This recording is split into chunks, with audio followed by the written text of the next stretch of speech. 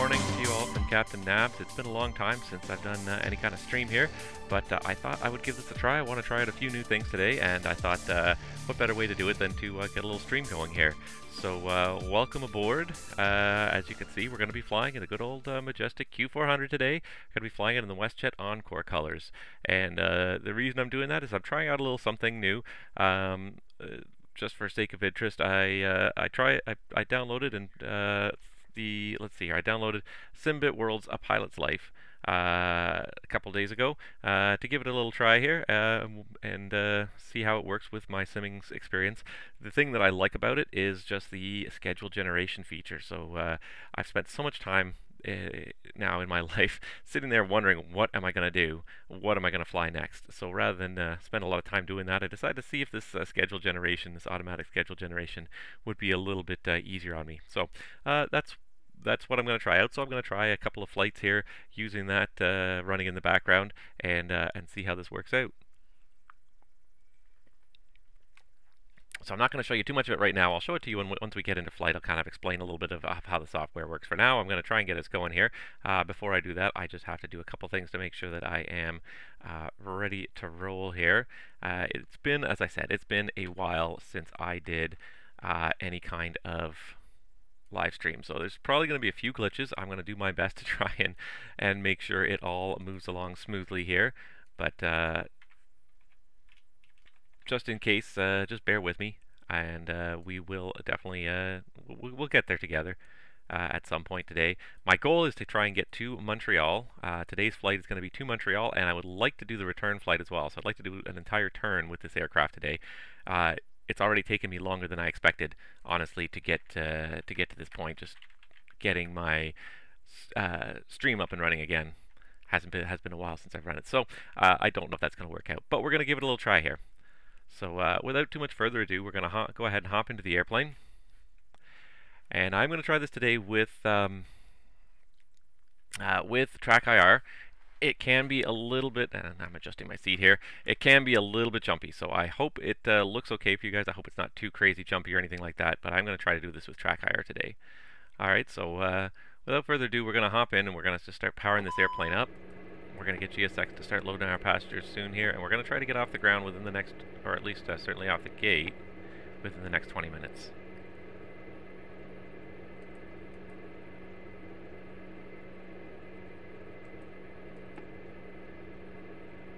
So we're just going to get this airplane just starting to get set up here for flight.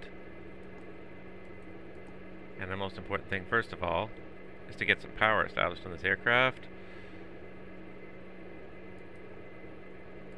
Bank angle. And this is very jumpy right now, so just give me 1 second. I'm going to check my...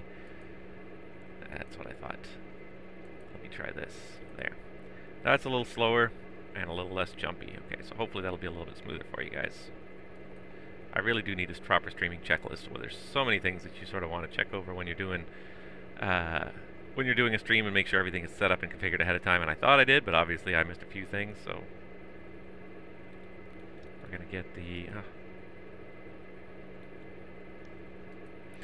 One thing I would love to do, and I think that I wish... I hope Lockheed Martin is paying attention here. Oh, for crying out loud. One thing I would like to do is disable the right-click menu in P3D. So many add-ons these days use that right-click for various things, and I don't use that right-click menu for anything. I use almost every shortcut I've got in P3D. I gotta get this ground power up and going here before I discharge my batteries here. Alright, now we're ready. Get that ground power going. The bridge is already on, just ground power. Probably should open the door, because it ain't gonna do much if not gonna be able to do much if we don't open that door. That's just fuselage doors. But that's one thing I would love to see them just make it an option to disable the right-click menu, because I never use it for anything. But I find it very frustrating that I'm always trying to click on it, click on things, and that menu pops up. Ladies and gentlemen, welcome on board our Dash 8 Q400. Alright, there we go. I believe we've got some power there now. Perfect. We'll be able to get behalf of the entire flight crew, I wish you a pleasant flight. And I thought I had disabled that, but apparently I forgot to do so.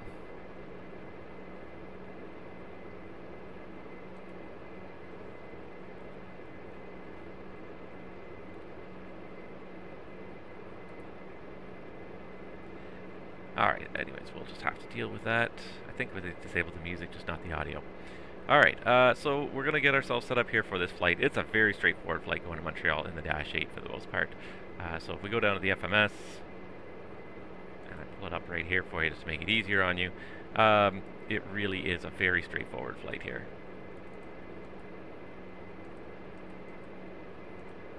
Toronto, destination is Montreal, and we do flight plan menu depart, and actually let's pull up the weather really quick here in Toronto.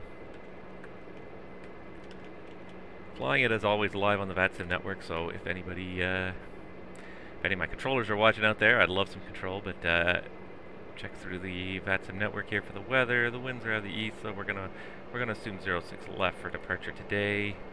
That would be the standard departure runway to go to Montreal. And this is the Beaumet 7. I think I may have typed it incorrectly down into the root field down there, didn't I? I think I typed dead key, didn't I? That's the jet departure. I should know better than this.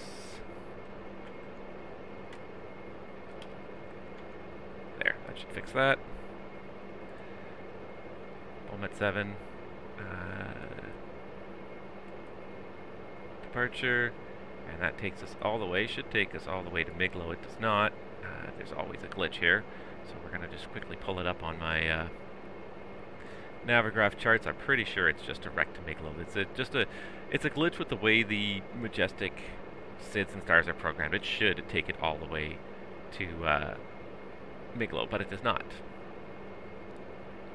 So just stand by one moment. I'm just pulling up the chart here with my Navigraph charts, just to be absolutely sure I am going to put it in correctly here. Just thinking about it. It is after Beaumet. There's actually a couple of waypoints, which is why it's a good thing I looked. No pot ticket and then Miglo. So they should be programmed in there, but they're not.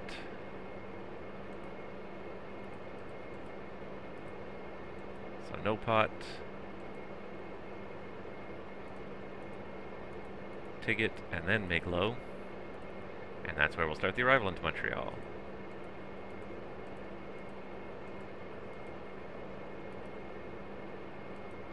And the arrival for Montreal, I'm just going to quickly check my briefing here. The expected runway for arrival is going to be runway 06 right, so we're going to do 06 right via the HAPS for arrival. And that starts at Miglo. And we're going to plan an ILS to 6 right.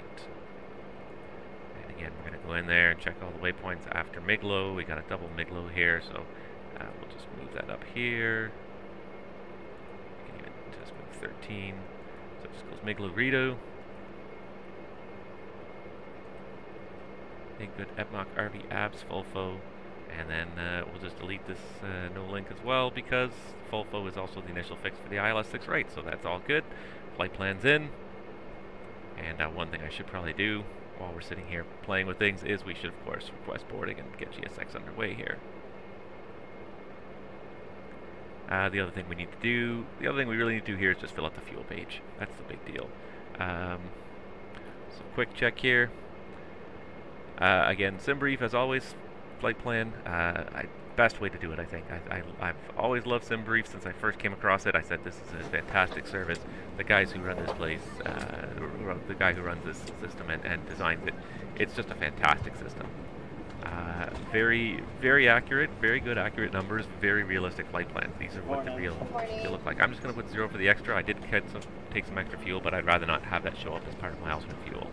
So my alternate, my final reserve fuel only. Fuel on board, if you look, you know what, I don't think I did. I don't think I sent this data to the flight sim. There we go. That's a little more like it. We got about 60, if you look down here, no, you probably can't see that, so let me just do that for you here. If you look down here, you got 6,500 pounds. Again, if you pull up the far down here? 1 second. I gotta kill that too. Alright, if we pull up the fuel page here, you get the total there of 6,500 pounds. Put that into the FMS for us here.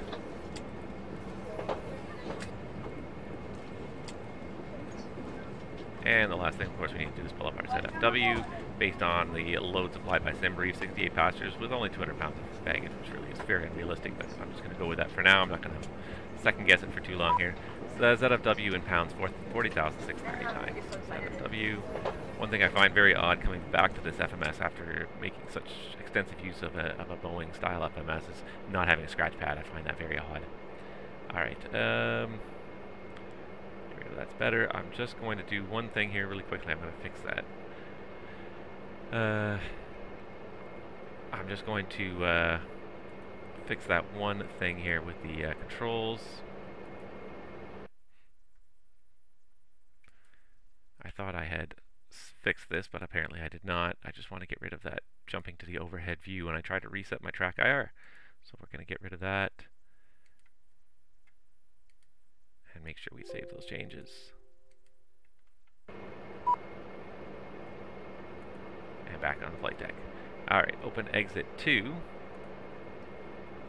Let's just check and see if that I think is the one he wants, or is that the one he wants? We can either do it that way, or we can do it with the door system here. Alright, so we've got that in there. The fuel's in there. The other thing on the fuel page is just before I leave is we just need to make sure we set the local time zone of -4 just so that all the local times are showed correctly, and that's it. So we always set that for arrival field more than anything because it's the ETA, the arrival point, we care about. Alright, and over here, we're going to go in here really quickly. We're going to cross-fill our flight plan and our fuel to the other FMS, so everything is, both FMSs agree with each other. And we're going to get going with some originating before start checks here. Alright, so we're just going to do a quick flow through the overhead panel, make sure that everything is positioned where it should be for start. I don't hear any more loading going on.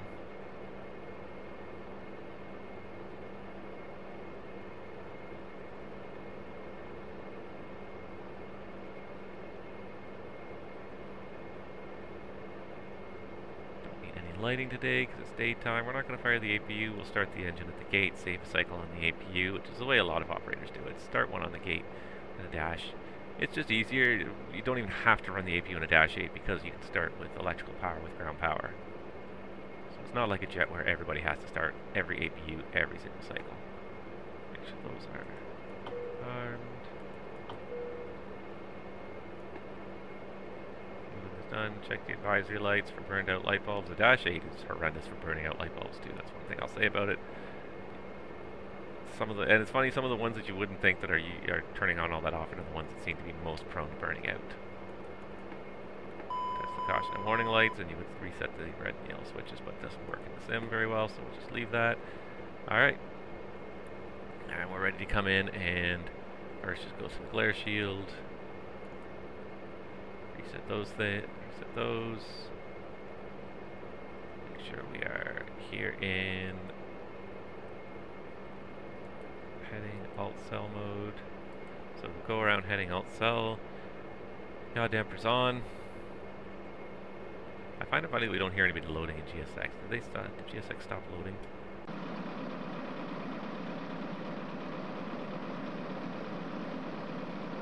Seems like we have a baggage card anyways. It doesn't seem like anything's happening at it. Waiting for the baggage to show up, but the baggage card is there anyways.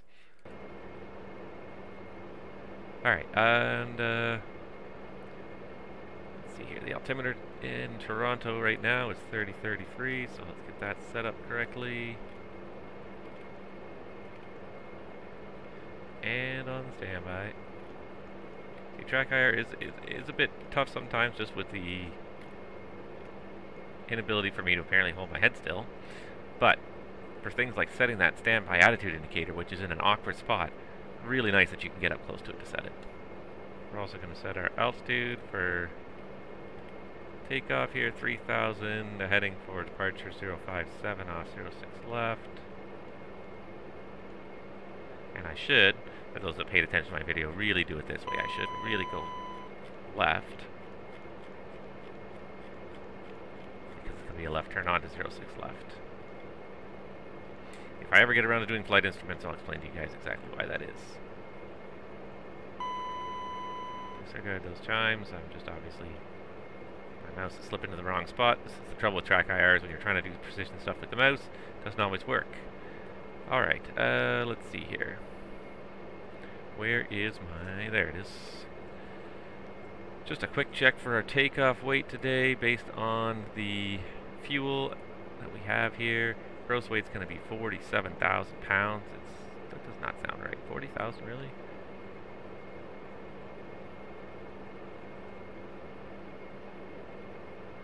Yeah, for 68 people? No, that's not right. That's why. Alright, we need to move some people around here. I don't even see where. Yeah, the CFG is too far forward, so we're going to move everyone backwards.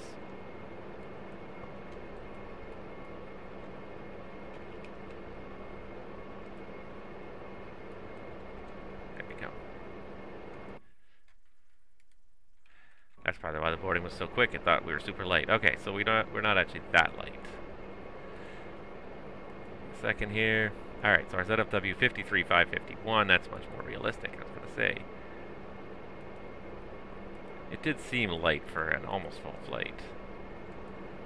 551. Gross weight of 60,000 pounds, that's more like it. Okay, so for 60,000 pounds, where did I just put my numbers? Here they are. So for 60,000 pounds, we'll do a flat 5 takeoff here in Toronto because the runway's plenty long. We're going to be looking at V1 VRV2 of 131.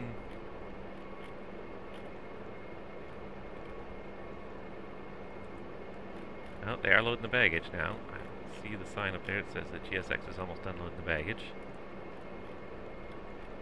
Which is good, but everything should be loaded up before I'm ready to go anyways. Boarding is complete. Yeah, I guess because the weight was set so light, GSX assumed there was nobody in the airplane. 140 and 151.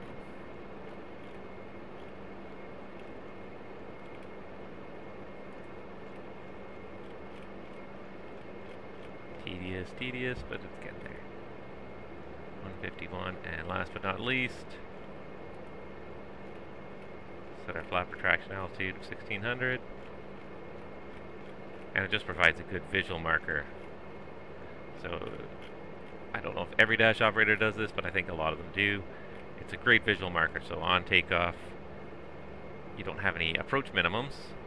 So what you do is you set your MDA to your flap retraction altitude, and then as you see it go by on the altitude tape, then you know that you've reached flap retraction altitude, so it's just a nice visual cue.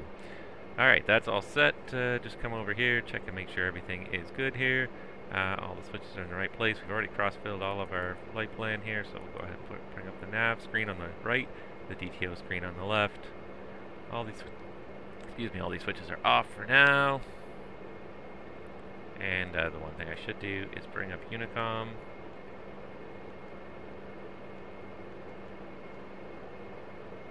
Hope some ATC shows up, but until then, Unicom it is. And we'll just set a generic 2000 code for now.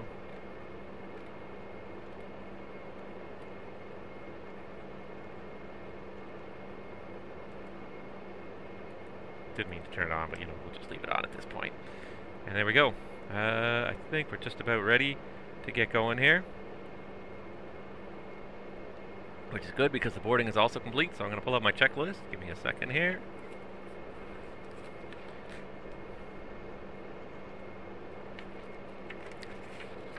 And away we go. Alright, I'm just going to... There we go, that's a little better. Alright.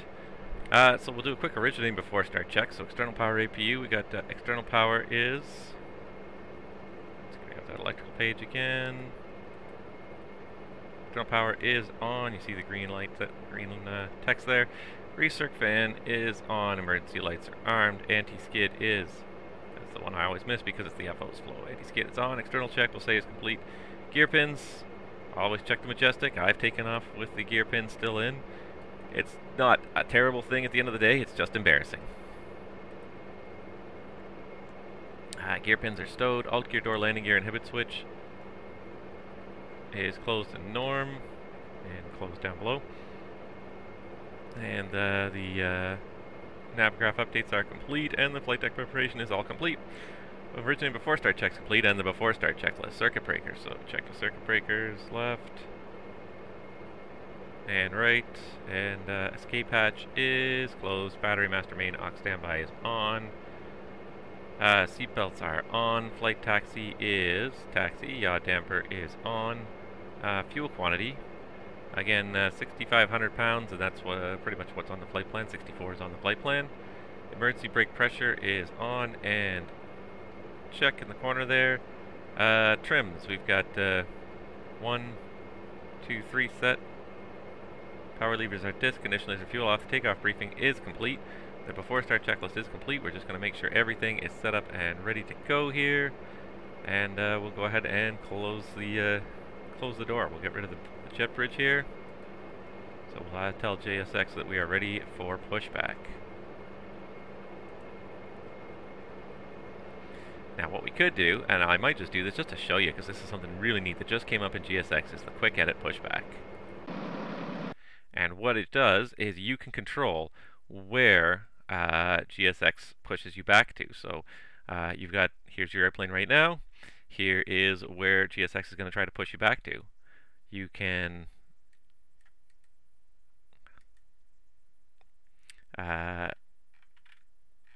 move it anywhere on the screen that you like. There it is. So you can click anywhere you like. You can use the mouse wheel to rotate it, and once you're done playing with it, GSX will figure out how to get from the gate to there. So while GSX has been great in the past for generally finding ways to get you onto the taxi line, you can select a very precise position. If you're at an event and you need to push back to a very specific position at that event, boom. Very, very quick and easy way to get the airplane to exactly where you want it to be. So I'm going to push it back here, and I'm going to say OK. Do I want to start engines before pushback?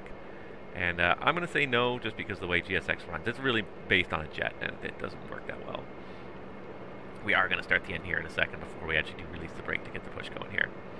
All right, so let's see here. The start approved checklist. Nose steering is off. Hello, Captain. And transponder is on alt. Doors and fueling lights. Oh, we gotta close some doors still. Which doors are still open? Alright, so he's gonna complain about the doors and the GPU. Alright, so we gotta close the main door. I think we took the jet bridge off. No, we did not take the jet bridge off. So let's get rid of that jet bridge. And now I can't do it.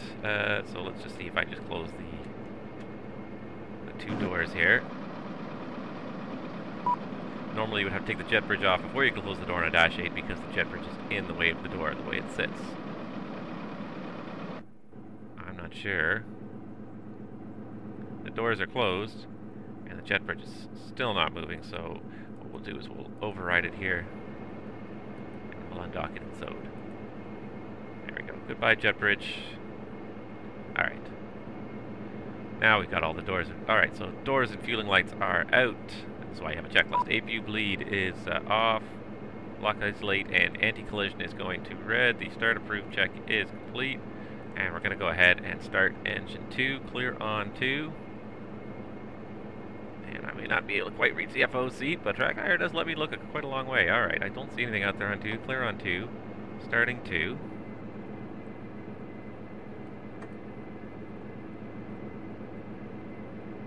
Got rotation of NH, fuel flow's coming up, and the ITT's coming up. Oil pressure's coming up. NH, ITT, fuel flow, oil pressure all increasing, propeller speed is increasing.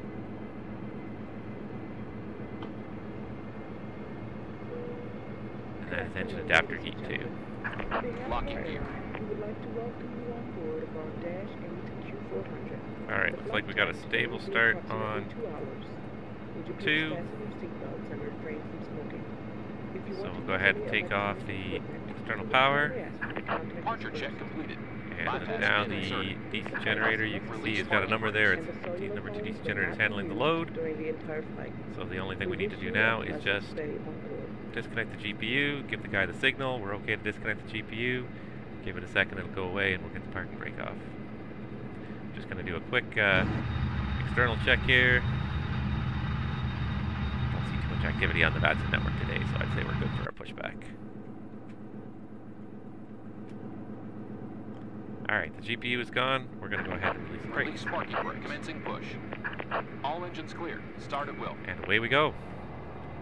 We are underway on the first flight here, and I just want to check and make sure that I did connect this properly. Ladies and gentlemen, may we have your attention to the international safety regulations. This aircraft Alright, they have a nice flight. Perfect. 2 exits are located in the front, 2 at the wings and 2 at the Wouldn't want to forget to do that. The whole point of this exercise was to try out the software, and then you forget to start the software. That's useless. Alright.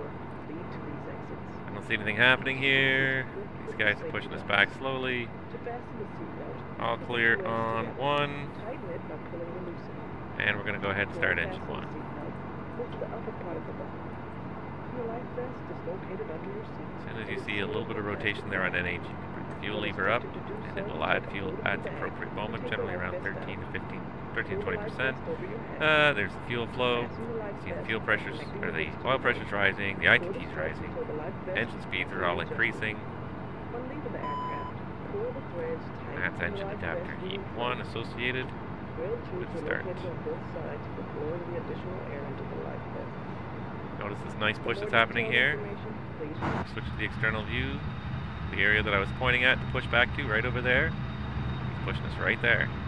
This is it's really neat the way they've done this, where you can customize the pushback. Such a simple innovation, and yet game-changing in a way. I hate to use the word game-changing too much, but boy, it definitely is a huge improvement in the controllability of the whole software. And the software was great before. I never saw this coming, but it was great to see it come out because it really helped. Okay, so we did get a stable start on 1 and 2. We're looking good. We're just waiting for the pushback to finish here any second now.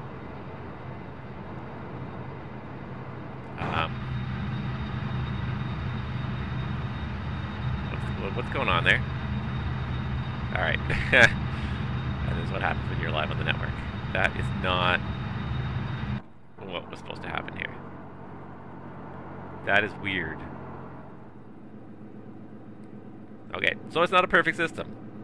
He pushed us back to a very weird spot there, and then he pulled us forward by getting behind our wheel. He didn't really pull us, he pushed us from. That was a little weird, I gotta say. Come on. That was a little weird. I don't know why that happened. A little glitch in GSX, I'll be honest. I haven't used that new feature too many times. It's nice to see it. I do have to say I even like just the views here in GSX now. Just unlocking gear. By way of example, you can have a really nice look here. Tow truck disconnected. Bypass.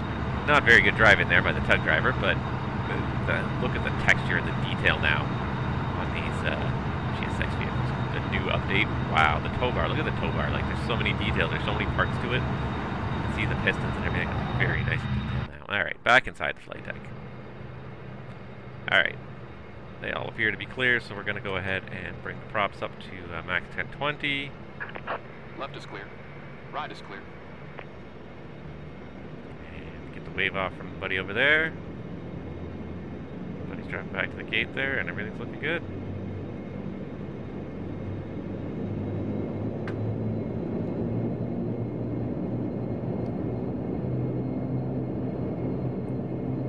Alright, so we got them both running here. And now comes the always confusing captain and first officer flow simultaneously.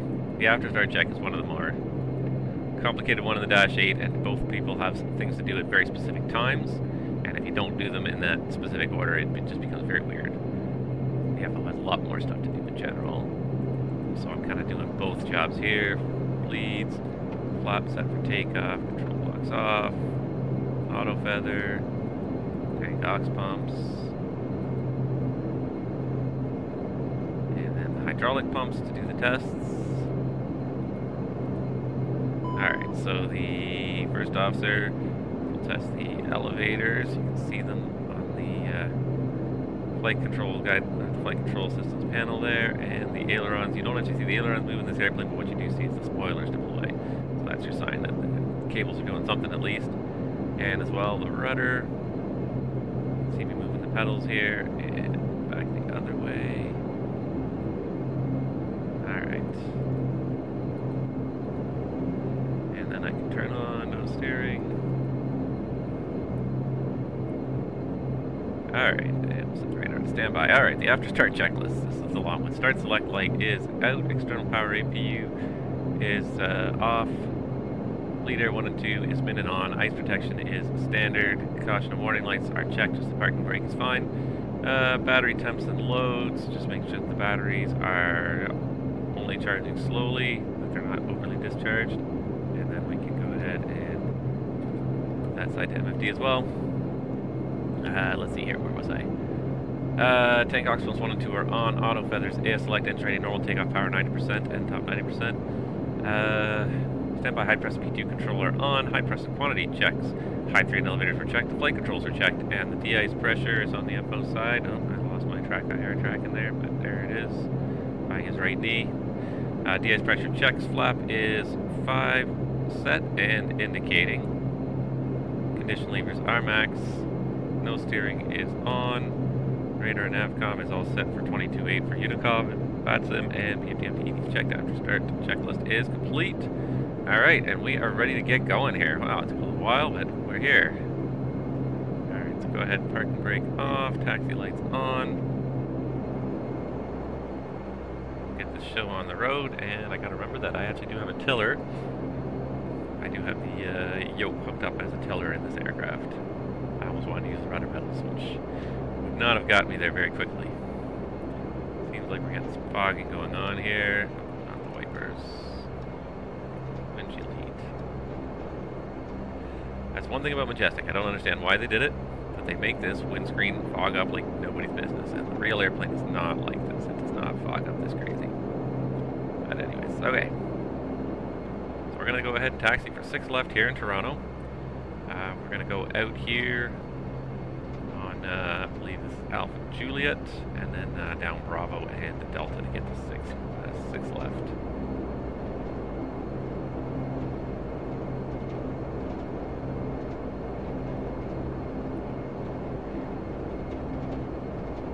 It's morning when I'm making this video, so it is pretty quiet on the VATSIM network. There is not a whole lot happening.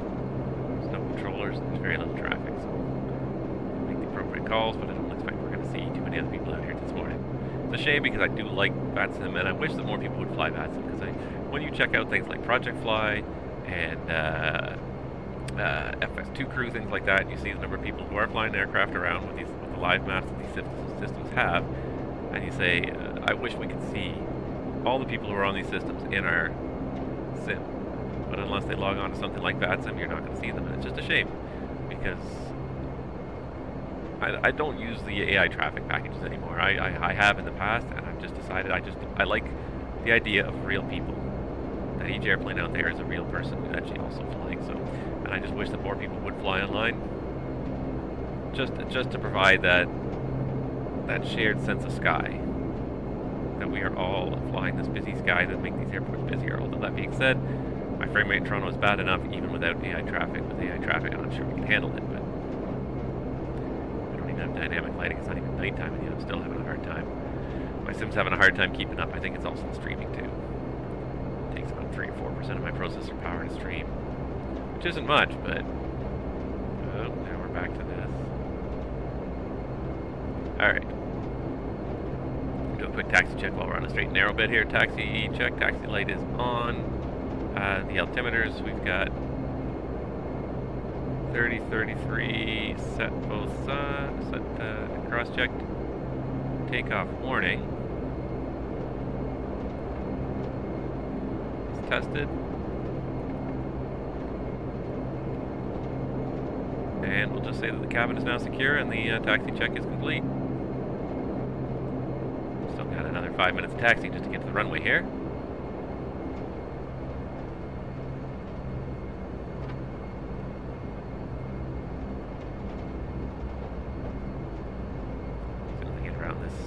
corner here. I might switch to some gratuitous external shots. Not quite on the center line, but I'm trying not to also overdo the turns here in the taxi.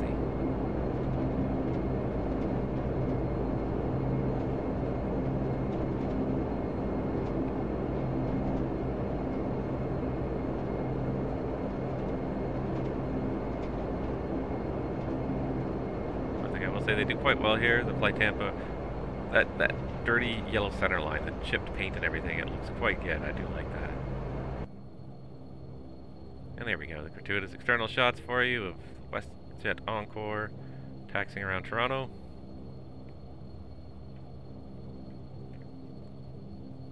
And apparently this guy can't keep it on the center line.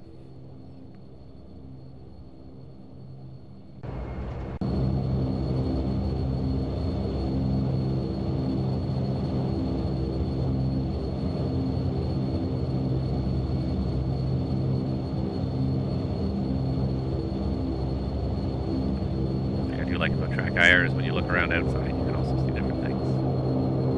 We're going to turn soon.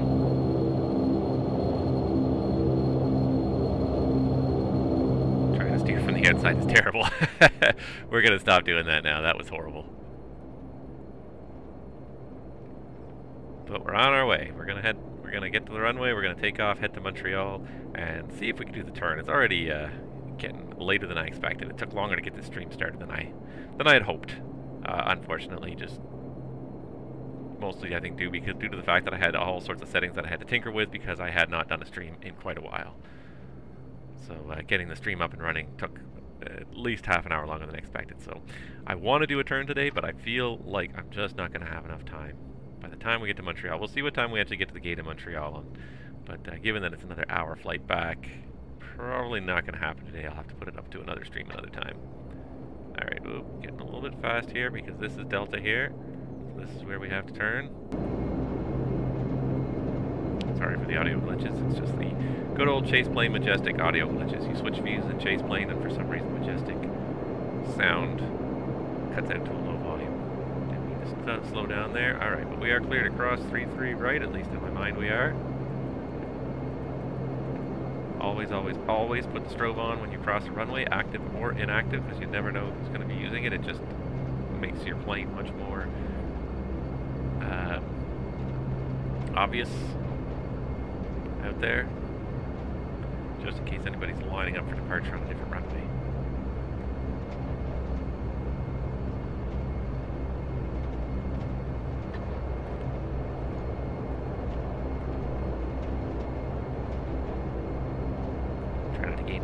Down the hill here. This is a hill in Toronto. In the real world, it's not particularly, unfortunately, it's not very pronounced. I hope that the new version of Microsoft Flight Simulator supports hills properly.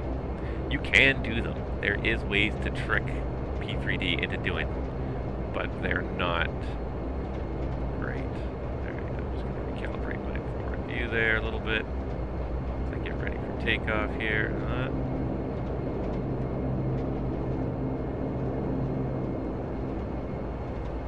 One thing that is good about the dash is that you never have to touch the brakes. I haven't touched the brakes pretty much since we left the apron because you can use that disking. You can bring the props back, and if they start disking, they start adding a lot of drag, and they will slow an aircraft right down to a stop. It's not like reverse thrust in the jet where it sort of slows you down at high speeds, but then at low speeds does almost nothing.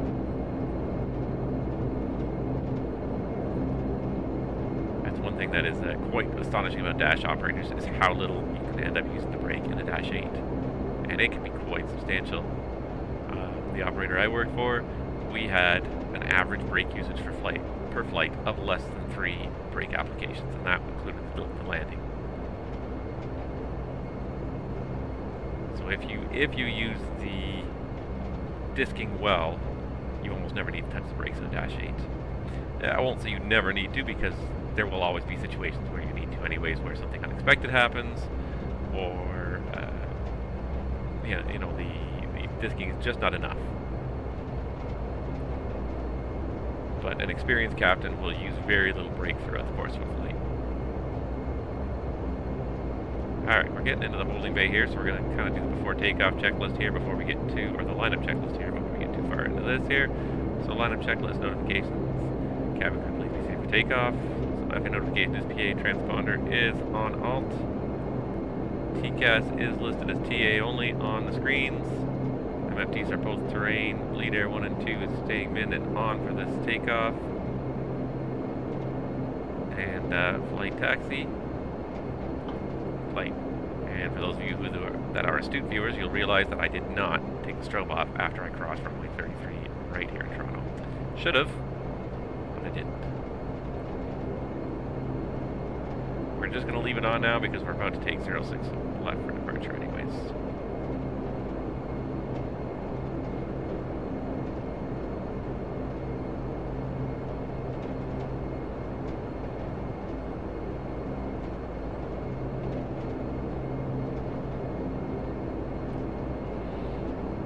One nice thing for flying the Dash 8 now is I did get rudder pedals. And rudder pedals are essential for flying a Dash because the amount of asymmetric thrust P factor you get from those giant propellers is crazy.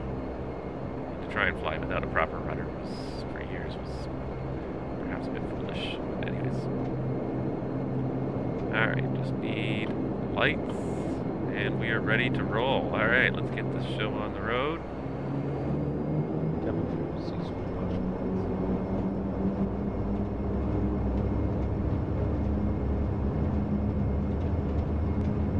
Alright, check power. Power set. There's 80 knots.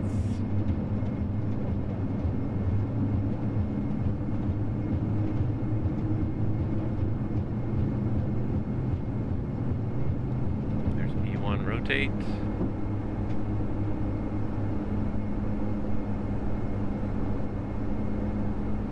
Positive rate, gears going up.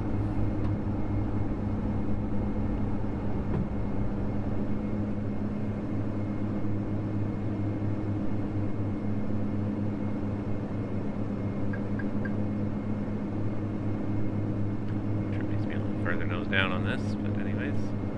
There's the flap retraction altitude, so flap 0,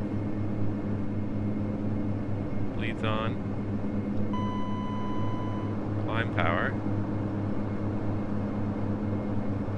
and autopilot on. That was 2 climbing 3, alt cell, there's alt star. We're going to get some acceleration in there. The 057 heading, and it was a very sloppy takeoff. Tried to do it without bringing the screens up, and it's challenging. It's challenging when you're that far away and the screen is fairly small relative to the size of the overall computer screen. Anyways. Alright, there we are, we're level 3000. Let's go ahead and go direct to... Let's go direct to Avros. LNAV, and we're going to get the power back for a second, but we are going to get the climb going here. So we're going to pitch it up to about 5-6 degrees, if I can find it there without overspeeding, and we're going to go ahead and set our cruise altitude at 210 because we don't see any other traffic out there today. And now that we've got the aircraft climbing, go ahead and put climb power back on there. Alright, finish setting the altitude.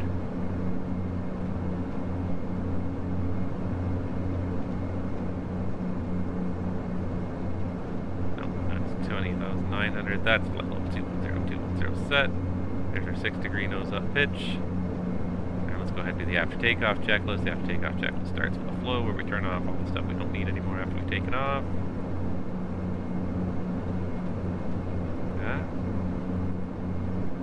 And the after takeoff checklist. So that says landing gear is up, flaps are 0, climb power is set, lead air 1 and 2 is norm and on, auto feather is off, tank ox pumps are off, high pumps are norm, engine temps and pressures, everything checks, everything's in the green.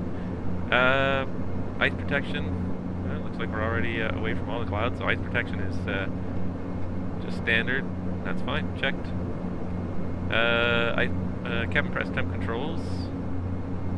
So you can see on here, the cabin is climbing. The altitude is slowly rising from up towards 1,000 feet, and the differential is increasing, which means that the valves are closing properly, everything seems to be working properly. We are filling the airplane with more air than there is outside. FAA notification chime, so looks like a smooth day. If you reach way down here on the arc do and press the chime, it just makes the two-tone chime in the cabin. That indicates the cabin crew that it's good for them to get up and start their service before you get 10,000 feet. In the dash, because the cruise altitude is relatively low, the climb takes a long time and a lot of the flights are short. Pretty much 3, 4, 5,000 feet, whenever the major maneuvering is done, is when you release the cabin crew. You don't always wait for 10,000 feet because it would just take too long to get anywhere. So that's it, we're airborne. We're on our way to Montreal. One thing I'll notice here, of course, is that my rudder trim is way out. You'll know a Dash 8 pilot because a Dash 8 pilot is obsessed with rudder trim. You ever meet a Dash 8 pilot, fly with a Dash 8 pilot, you'll know them. Oh, that got stuck there. It was a trim, almost a trim runaway. It wasn't really a trim runaway, but the switch got stuck.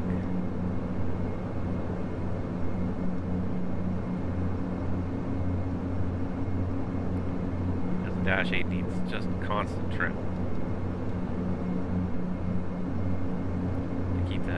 To counteract all the yaw from those giant propellers outside. Alright, there's 10,000. So we're going to go ahead and go lights off. Pressurization check. So usually around 10,000 you're looking for 424. Usually differential at 10,000 hits about 4 psi. Your cabin altitude should hit about 2,000 and your climb rate should be about 400 feet per minute. So 424 is the ideal cabin pressure climb check in the Dash 8. And so seatbelts, looks like a beautiful day out there, so we're going to go ahead and turn the seatbelts off and the passengers up if they want to go use the bathroom or whatever. Ladies and gentlemen. And you're going to have to listen to the Dash 8 announcements in the background. Sorry about that. I thought I had disabled them. Not that I don't like them per se, I find them annoying in stream though, because I find I have to talk over them. And sometimes they're a little bit long-winded. I appreciate what Majestic has done, I'm not trying to criticize them, I just, for the sake of streaming, I don't like it. There we go, we're on our way to Montreal. Now for some gratuitous external shots again. Give it a second while it loads up all that scenery behind me as we leave Toronto behind us there. Yeah, you just see the CN Tower beside the nose there.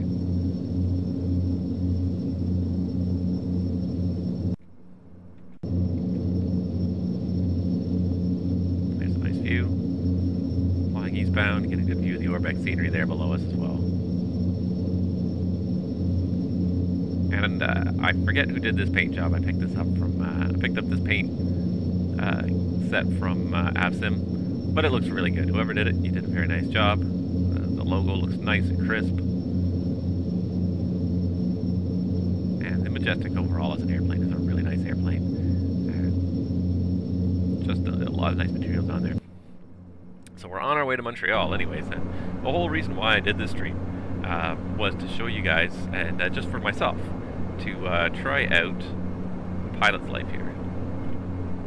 And we're going to go ahead and just bring this nose, pitch this nose down a little bit, not that far. That was a little overkill. I want to keep climbing. Don't want to level off, but I want to keep the speed around 200-ish in the climb.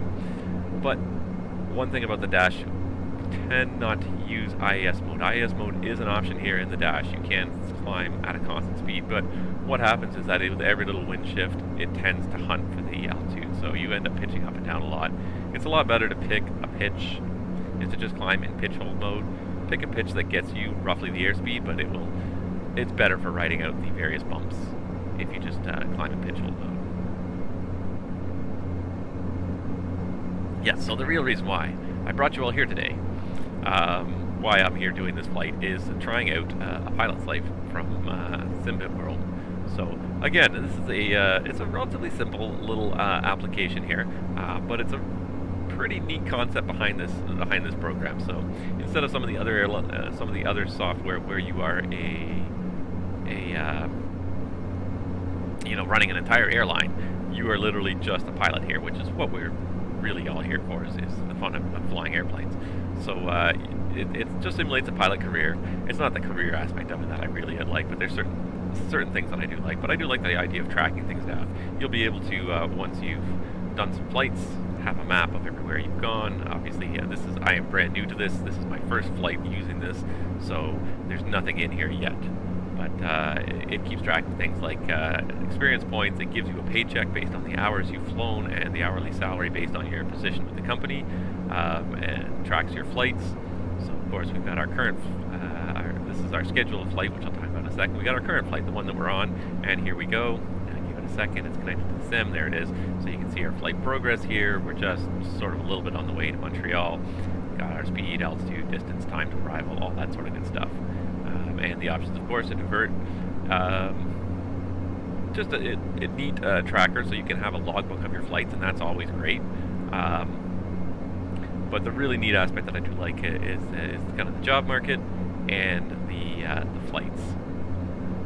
So just take just a look here, make sure nothing untowards is happening. Oh, and this is why I sensed something had to happen. There's transition. So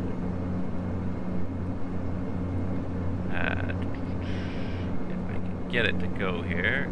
For some reason, it does not want to. There we go. Transition set standard, and standard set cross-checked. Passing 183. Pretty much bang on. And there we go. On our way to Talib. And about a 2,000 meter level off here. So some of the neat stuff that you can do in Simbit World, a pilot's life here. The job market is one of the really neat aspects. So basically, there's a database of, I think it's 140 or something along that lines, 140 worldwide airlines. So all the major airlines in the world are here, along with a bunch of smaller airlines as well. In the beginning, you probably won't be able to get a job with one of the major carriers, so they're kind of rated. They're given a star rating based sort of on their relative size and importance, I guess, if you will.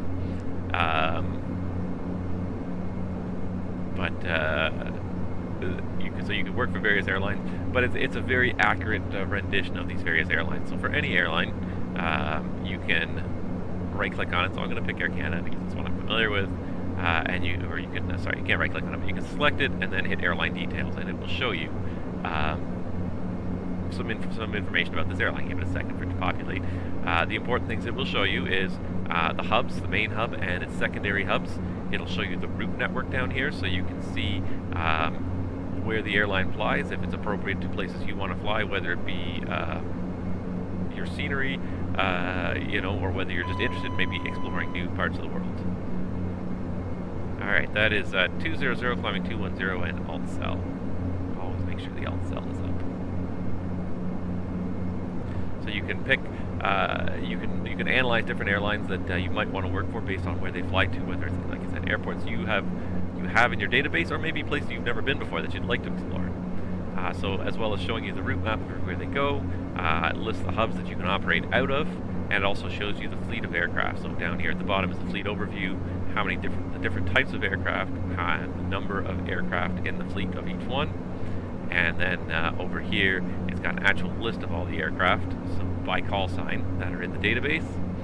And it's also got a list of all the routes that are in the database, and this database is updated periodically as well to keep it somewhat current. So these are the kinds of routes you may end up flying if you work for this airline. I'm just going to switch back to this now because we're going to level off there, Alt Star, just monitor the level off, make sure we don't overspeed when we're in cruise, and we are going to do the cruise check here as well.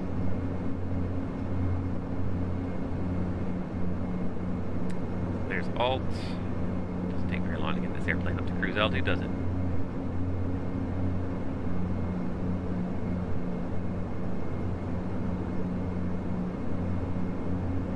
Alright, we're on our way. We're Talib, approaching Talib after the Axis Vomit. And then eventually the arrival into Montreal. It's going to be straight into 06 right, so at least that's going to be relatively quick. I'm just looking at the clock here, and I don't see myself doing the return leg. I don't think there's going to be time for it. But so we're just watching the airplane accelerate a little bit. It accelerates better at the higher RPM, and then we'll bring it back to the cruise RPM, which gives us slightly better fuel efficiency, but it's not quite as powerful. How much more it's going to accelerate here, really? Let's see, what are we doing here? True airspeed 308, ground speed 307. Expect a little bit better than that from a Dash 8. Expect a true out at about 360, so it is still accelerating slowly. Getting us there. But I also want to have a chance to talk about more about the software. So we're going to go ahead and bring the condition levers back to cruise. So cruise check, so we set cruise power. And another quick checklist, because Dash 8 operators love their checklists.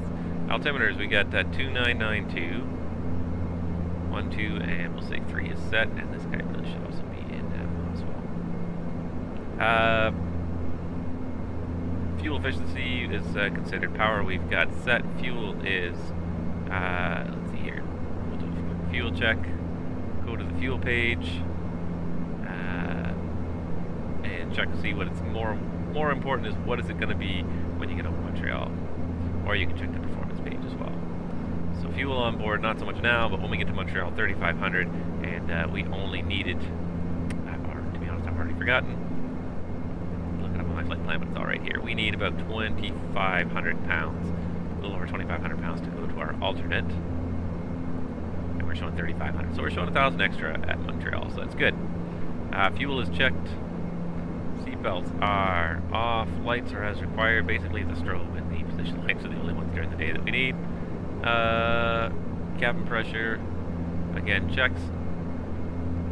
So you can see the cabin is stable. It's not climbing. It's stable about just below 6,000, which for flight level 210 on the chart just above there, you'll see 210 shows just a little bit below 6,000, maybe 5,700 should be where it's at. Looks pretty good, and the differential is in the green, so that is all confirmed. It looks good.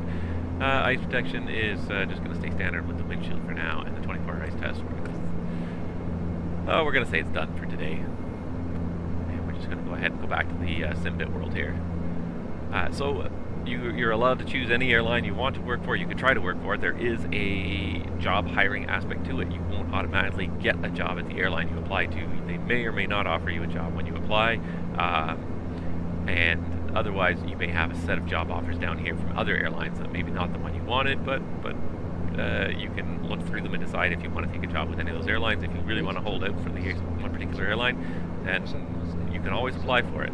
No guarantee you'll get in. It'll be factored based on your experience and the airline's rating. So the higher the airline, the more experience they're going to want from you before they'll hire you. It's still a little bit probabilistic, though. There is always a chance that a 5-star airline may hire a brand new pilot. There's always a chance. So it's not impossible, but it's a lot less likely. You'll probably have to step up through a couple of different airlines. Once you work for an airline, then you get a schedule. And that, I think, is probably the neatest factor of this software. It's what really kind of made me try this out. So here's my flights. Right now my logbook on the left is blank, but my schedule on the right, pretty full. So I generated this when I first fired up the software.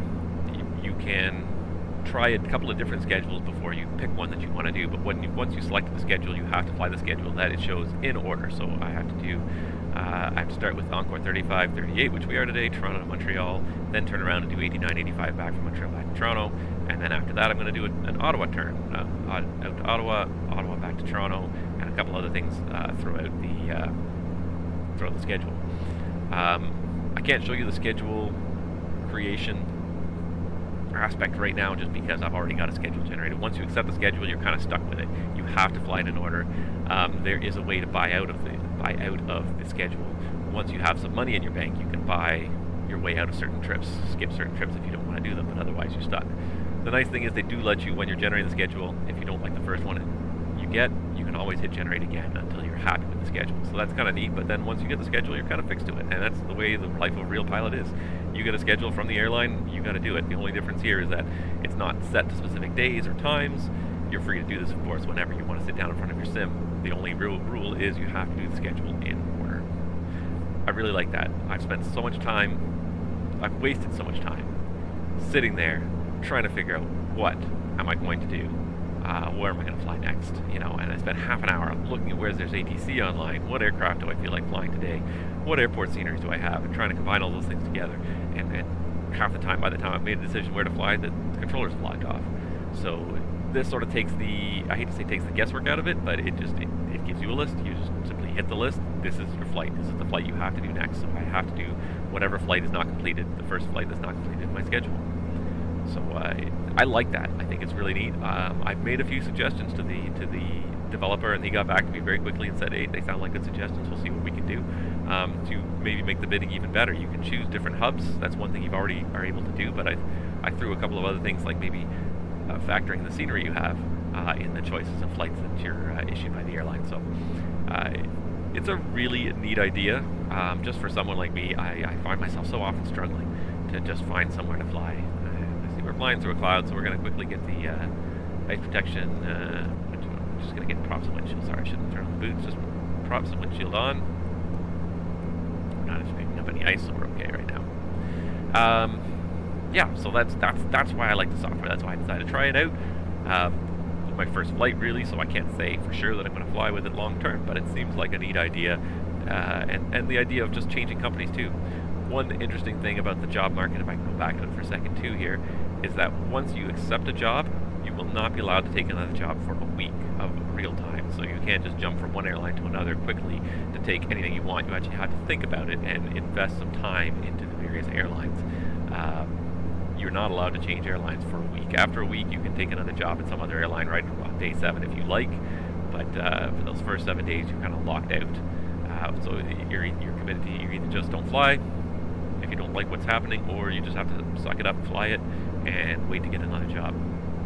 I like that it locks you out a little bit, just so you're not abusing the system. You really do have to actually apply for the job, get the job, keep the job for a while, do something with it. So that's kind of neat. Other than that, there is, of course, a shop where you can spend your money. This is just virtual money. It's nothing exciting. You can just do various status items, such as pins, shirts, watches, simple, silly things, but just add a little status to yourself. Or you can invest in various items that will help your career. So some of these things will give you an XP bonus, experience bonus, so you'll get extra experience points for every flight, or maybe you'll get a monetary bonus. So for every month, most of these are monthly bonus, you'll get some extra income. So so for example, there's a bunch of apartments, so basically you can become an investor in an apartment, which a lot of pilots are, because they offer great crash pads for other pilots. Spend $50,000, but you'll get $2,500 per month of income without having to do any flying even. So that's kind of a neat aspect. It's just sort of a little bit of a side gig. It gives you a reason to spend your money that you make, which is kind of nice. I'm not so much in this for the money. I'm in it for the flight schedule. I think that's a neat concept. I really like it, and also just the airline tracking and then working for different airlines and trying to decide what is a good airline.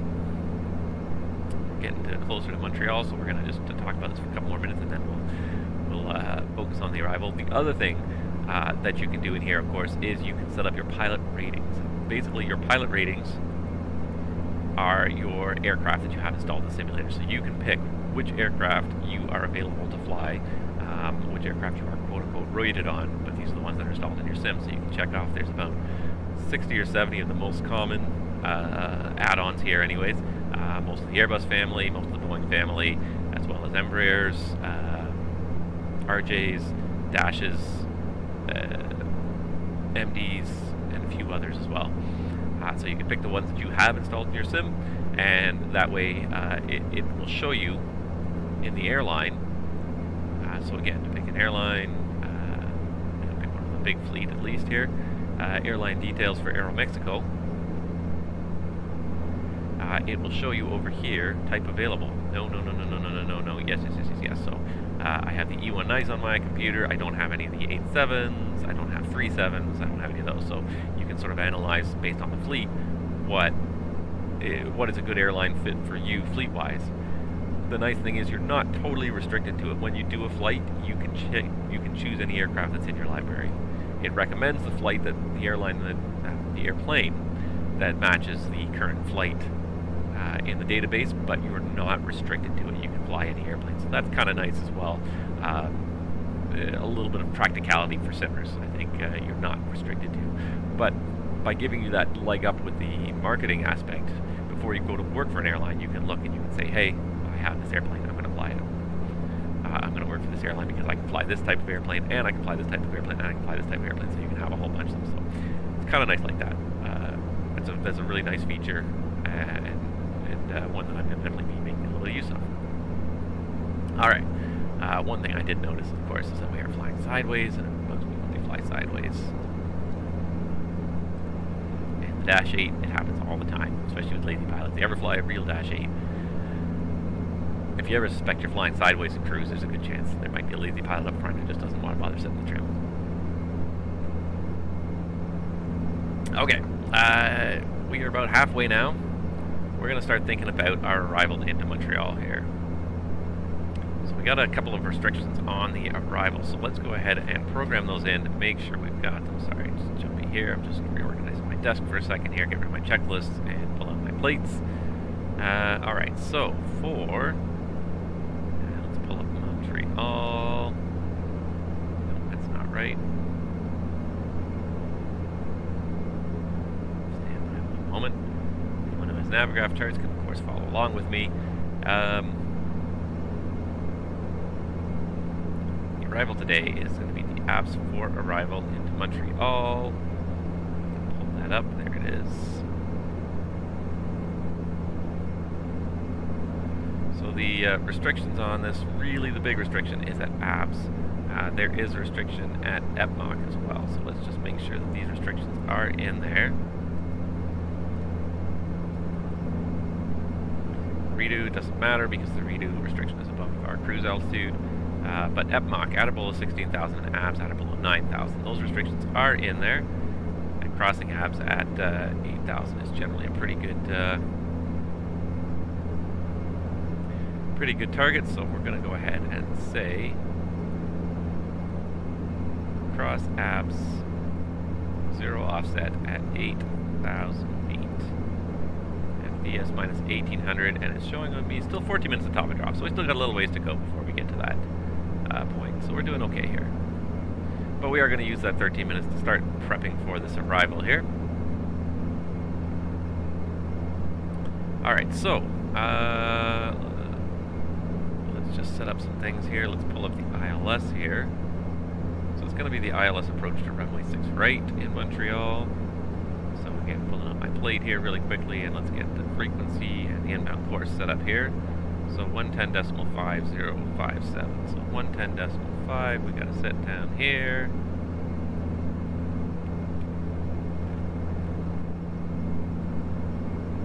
And on the second side as well.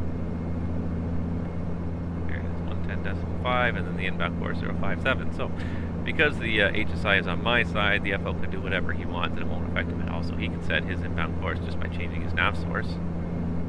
And I have a little hard time reading that over there, so I'm going to pop it out over here. No, I don't want to change the heading. I want to change the course. There we go.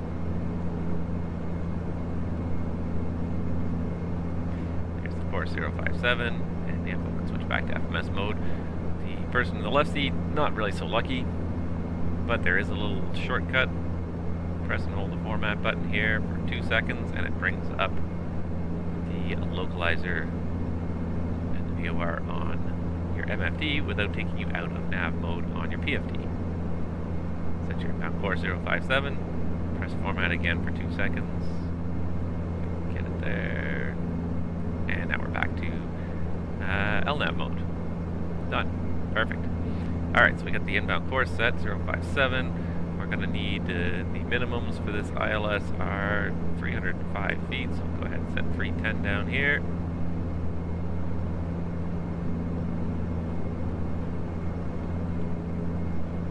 A little tedious.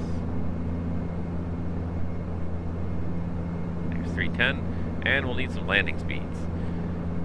Figuring out the landing weight. Go to your performance page, it'll show you your gross weight now, your gross weight at landing. However, this is a very dumb calculation. This is not a smart FMS. So this is based purely on your current airspeed. When you bring the power back, and your current airspeed and your current fuel consumption, when you bring the power back, you're not going to burn as much fuel as you think. So always add 500 pounds to this number. That will usually get you in the right ballpark. So it puts you up to about 57.7. So round up to 58,000. That'll be good for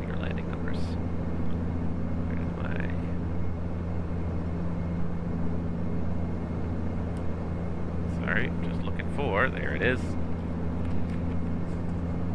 My takeoff and landing card. So we said 58,000, 56, 57, 58,000. There it is. Alright. We're going to do flap 15 landing in Montreal. It's a pretty nice day in Montreal. Pretty straightforward. With no landing issues. So 122 for the VREF speed, and then 112 for the go-around speed. So we'll do go-around, we bring it to 112, and climb at 112.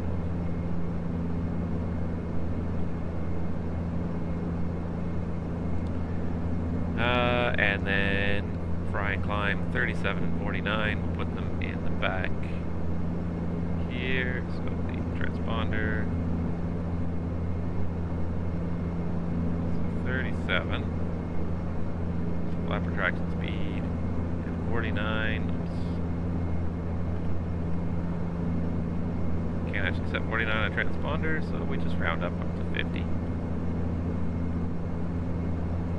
More than close enough, 37 and 50. Alright, and there we go.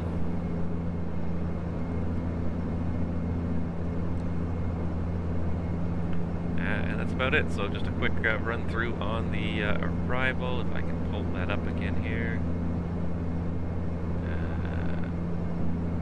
There it is.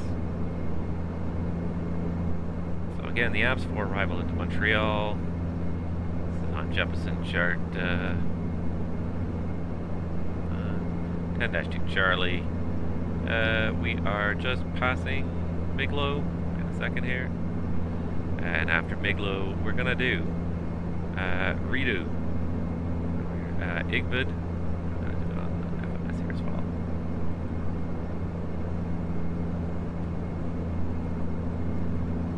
There you go, redo Igvid. The altitude restriction at redo doesn't count for us. Igvad, Epmach, that is at or below 16,000 for the straight into 6 right. RV, abs, at or below 9,000. We got 8,000 planned on the VNAV. Abs, at or below 9,000. Yeah, sorry, I said that. Fulfo, and then from there we start the ILS to 06 right. And that is on page 11-2. The loc is 110.5. What are we looking here? 110.5, sorry. I'm used to different aircraft. And the inbound course 057 will set both sides. The glide slope at NASC will be 1500. There's the check height right there. And the ILSDA again 305. So we got 310 MDA set. Touchdown zone's at 105 feet. The highest MSA is 3,500 feet, and the missed approach is climbed to 3,000 feet. Straight ahead on a heading 057, when we reach 3,000 feet, right turn direct to St. Jean VOR and hold there. At 3,000. Notes, bold note radar required. That's about it. 3-degree glide slope, SSALR lighting system, no PAPIs available, 26 hour VR, or a half a mile is required. It's pretty nice day in Montreal, should not be an issue. Again, terrain, 3,500 weather. Again, nice day in Montreal, shouldn't be an issue. Operational, I didn't see any major NOTAMs. 6 left has got some destruction on it, that's why we're landing 6 right. That's about it. Yeah. Do you have any questions? No? The strong silent type? Okay. And that's it. We're now, what, 5 minutes maybe from top to drop here. ENAV profile on this side. You just have the ENAV programmed in. Unfortunately, the lack of crossfill sometimes is annoying. 7 minutes to top to drop, and you can see it marked there on the MFD as well, with a little circle where the top to drop will be. So away we go. Looking at the time now, I don't know if we're going to really have time to do this return leg. We'll land by about 12. We could probably get away with it. We'll try. We'll try and squeeze it in there.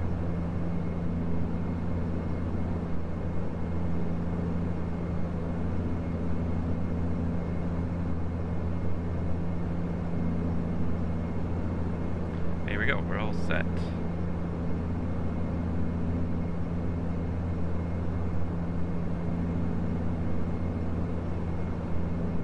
And now we got nothing left to talk about. That's not true. I got some things left to talk about, but since we're gonna do the return leg, I'm gonna wait till we're on the return leg to talk about them.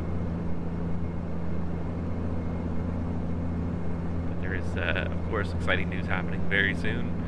Audio for VATSIM, Flight Simulator 2020. There's been a lot of interesting developments over just the last few months, even.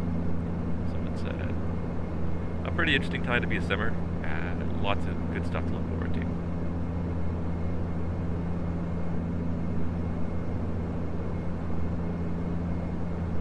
It's a pity that there's no controllers online. There is one other aircraft inbound on the VATSIM network to Montreal, and that's about it. It's a quiet North American morning for the VATSIM world. It's not unexpected.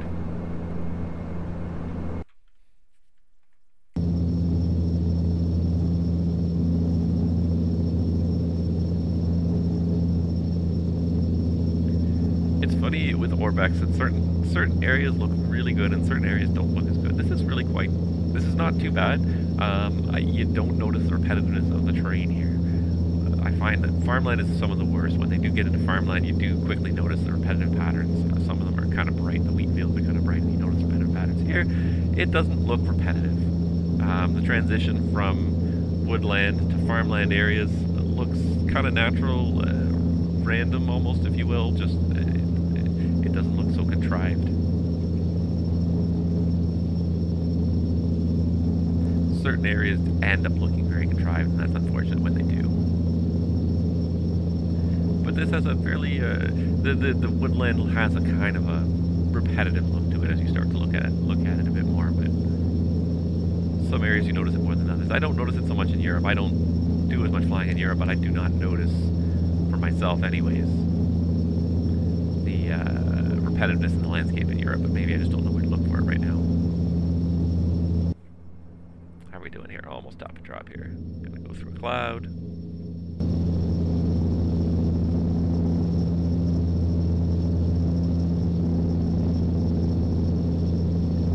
It is a pretty good looking airplane, and it is a really good looking model that these guys have made.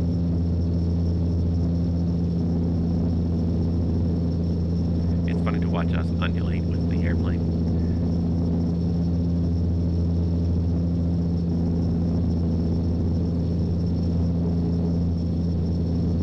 You can even see the elevator fluttering ever so slightly as the autopilot keeps making those minute adjustments.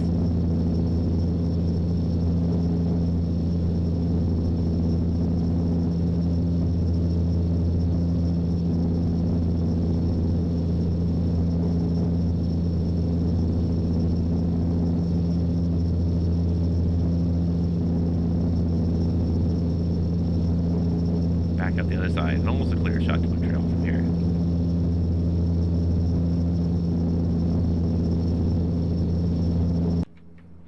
I do like the airplane. I think it's a pretty nice looking airplane from the outside myself. Now I've got my audio locked out. Oh, and we got some ice detected.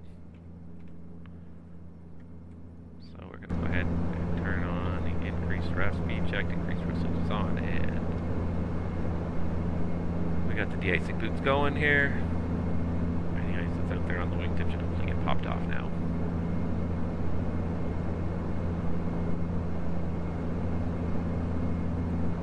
We're about 2 minutes from top and drop. Should get an alert any second now. We're going to go ahead and just set the altitude here for the arrival. So we're going to go ahead and set 8,000 feet.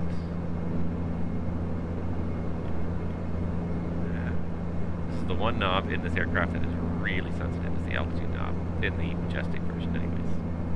8,000 feet at alt-cell, and VNAV is armed, and you'll see if it's less than 2 minutes to top and drop, the VNAV does come up on PFD.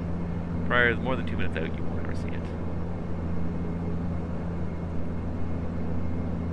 Alright, we're almost there. Things are just about to get interesting. There goes Ottawa right there off the left wing, just as we get ready for our descent into Montreal. There's the Reading River.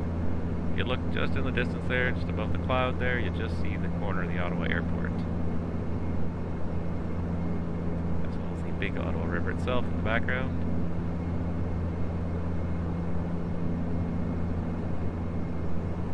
Onward to Montreal itself.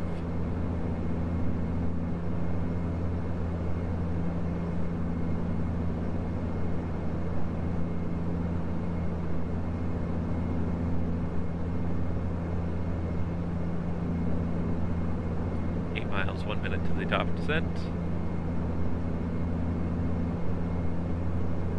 waiting for that to come in. We should probably do the descent checklist because we'll have to manage the speed once we start going down here. So let's do the descent checklist right now. Fuel. Again, we checked it for our destination.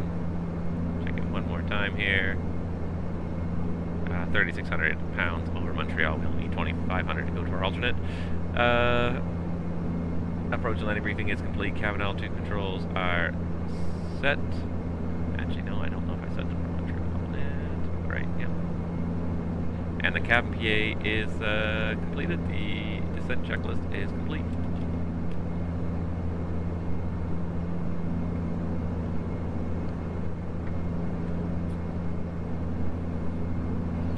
Alright, and while we're thinking about our arrival into Montreal, let's check for a gate.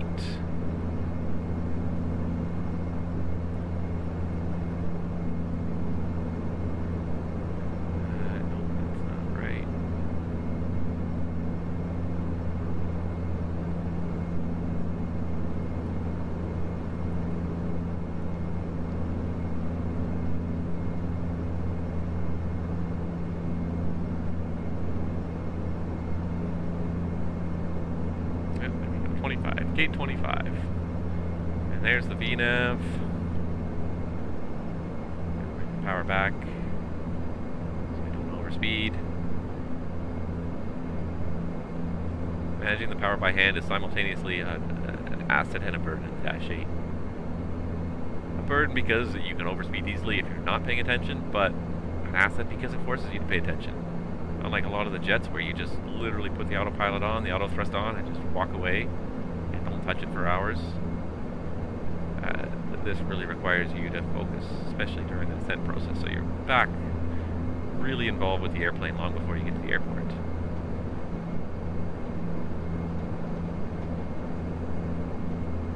Alright.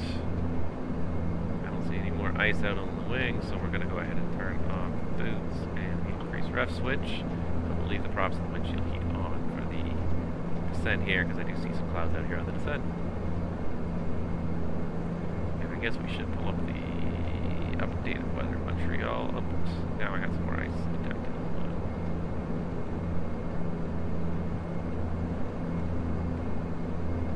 Alright, so we're going to go ahead and put it back on now. And speed checks. Increase drive is on. 3042 is the altimeter in Montreal. We're just coming through 18 now, so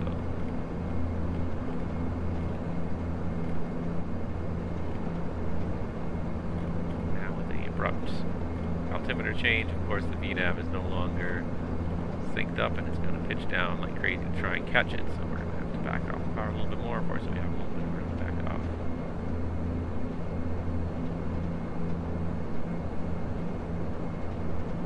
Alright, 3042 is set.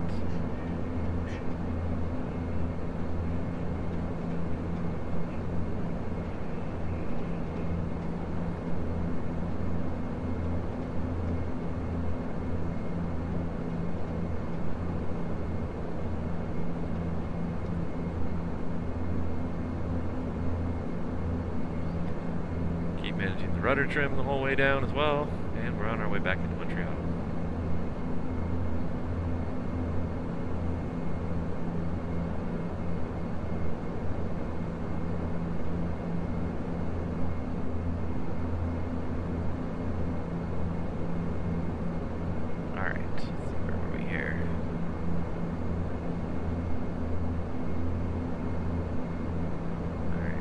Passed under Epmach, below 16,000.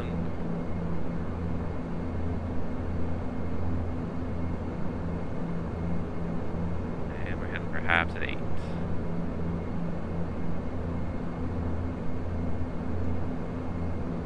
Temperature outside right now -10. It's only 12 degrees on the surface of Montreal, so we're probably going to have to keep the ice protection on for much of the descent here before we get into positive temperatures again.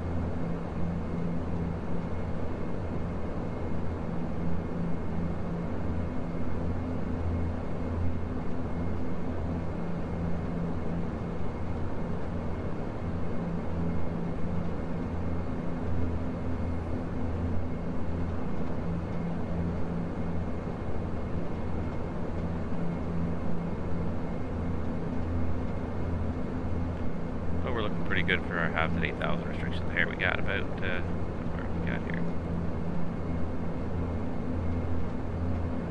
Yeah, 20 miles to go to halves, passing through 14,000, looking good.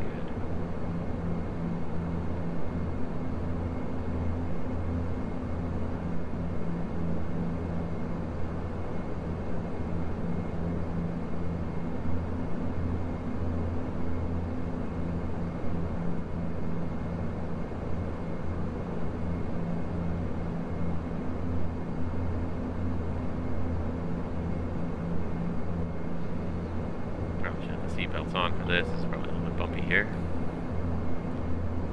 Just do a double chime with seatbelts to save a little flight path. Start preparing the cabin for landing anyways. So we're going to be straight in. We're going to be pretty quick landing here in Montreal.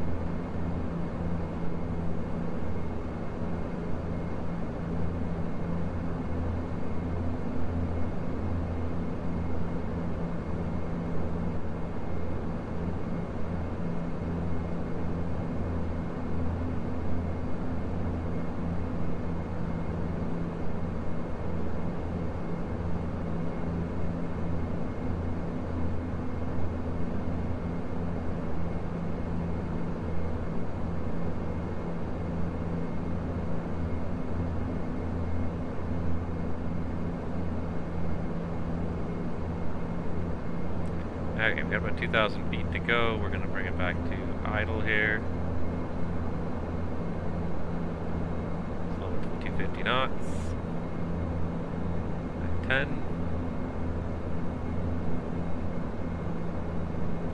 And looks like the outside temperature is 0 degrees now. So hopefully we can at least take off the anti-ice. In here. We'll take off the boots and the increased ref switch. We're going to leave the props and the windshield heat on now as we continue to fly through all these layers here. Here we go. We're below 250. Get the power up there a little bit. The Dash 8 is an airplane where since you do so much hand flying with the power, having a good throttle quadrant is a necessity really for flying this airplane well.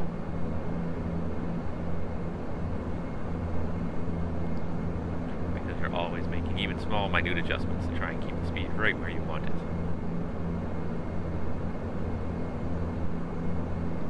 Alright, 10,000. And let's do the approach checklist. There it is. Alright, approach checklist. Altimeters again. Now we got 3042 set and thrust checked. Nav aids. Looks like it's going to be VFR below the clouds, so we're not going to identify them yet. If we can't ever spot anything, we will. And then, of course, I'm supposed to do this actually. Alright, and fuel transfer is off, tank ox pumps are on, GPOS landing flap 15 is selected, hide quantity. Checks. Caution and warning lights. Check, nothing. Seatbelts are on, lights are on as required, and the cabin secure. Please the approach checklist. Like we're just about to break out here. And I'm going to go ahead and select 4,000 feet.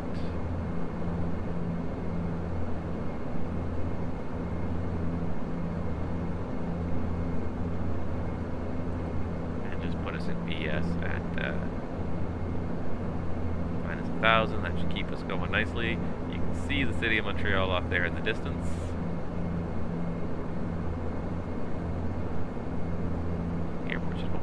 Shortly. It hasn't already. And we're going to be going to gate Alpha 25 when we get on the ground. Alright, there's the turn for Fulfo, from halves to Fulfo. And, no, it's not the right gate, that's not the right flight. Hold on.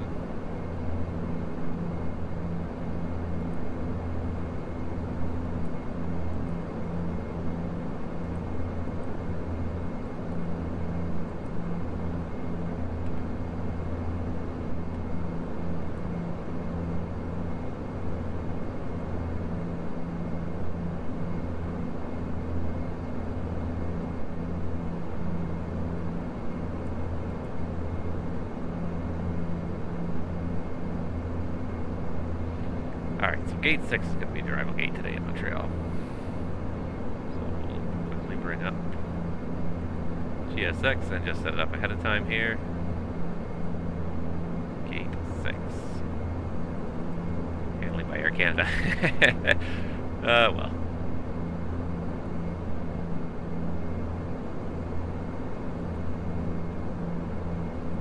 Oops, sorry about that.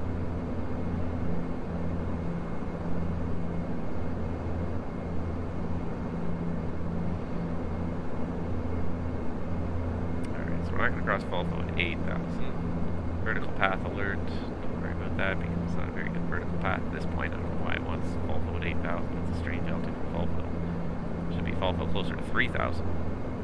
Let's approach. Now, one thing that you can do as well when you're flying to crew is you can always have the localizer and glide slope turned on the FO side when you get close to the airport. Just to see when the signal's coming in. So I'm still in LNAV mode, but I can now quickly glance over here at the FO side and see the fact that localizer is full deflection to the right, but it is being received, and we are below the glide slope, so it looks like we're going to be good for our intercept of the glide slope here. So whenever the pilot, whatever pilot is not flying, you can always make use of their instruments to give you some alternative and backup information to what you're trying to do. Just going to set my heading bug here. Closer in, and we're going to go ahead and get ready for the approach.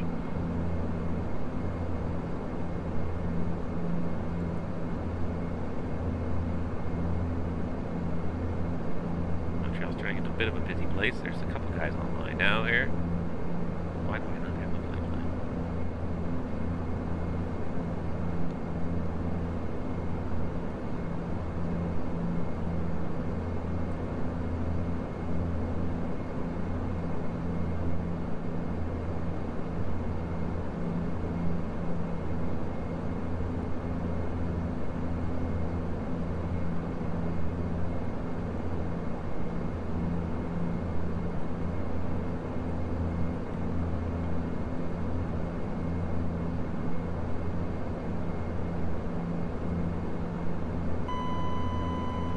That's 5 descending 4, alt cell.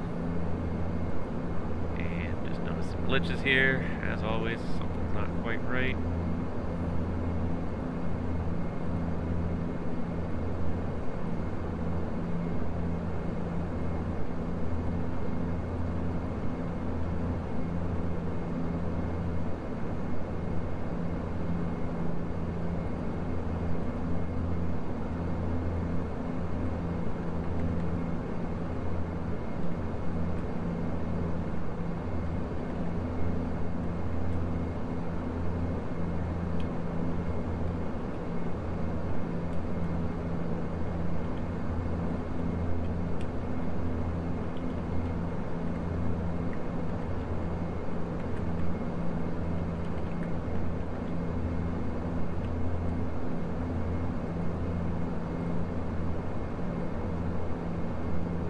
Alright, so we're going to go ahead and arm approach mode here.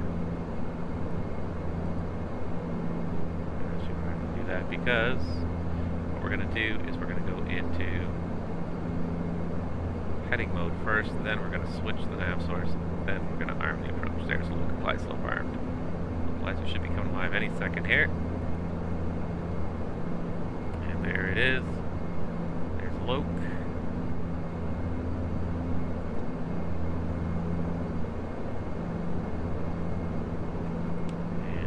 Traffic call here on Unicom.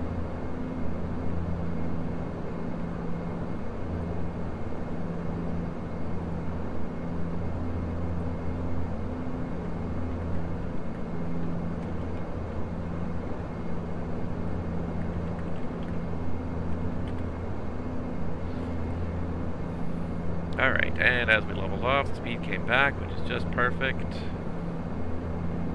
Speed below 200 knots for the first stage of the flaps here. And there we go. Hide pumps on. Flap 5. And FA notification, cabin crew, please be seated for landing. glide slope.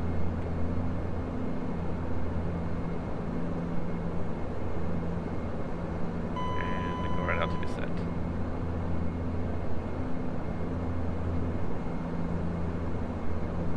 There we go, disregard, the missed approach altitude is set. And you can just see us off there in the distance. You can see the airport kind of make up the runway. A decent crosswind going on here.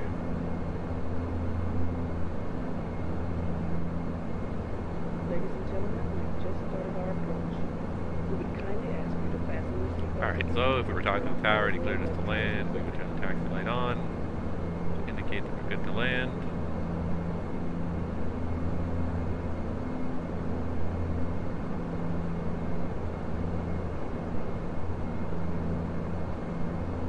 Just gonna take a quick glance over here and make sure that I'm not about to get run over by whoever is.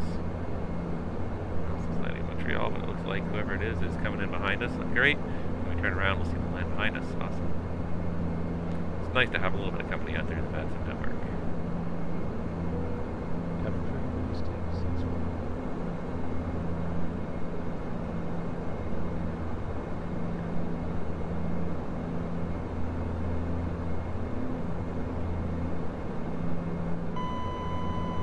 Alright, disregard. Mr. Approach altitude is set.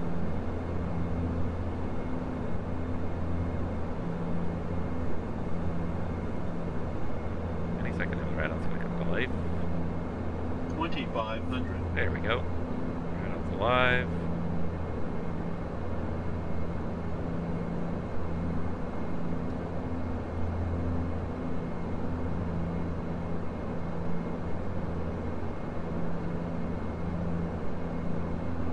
Kind of quiet because I am taking this pretty seriously for my airline career here on the Simbit World add-ons here, but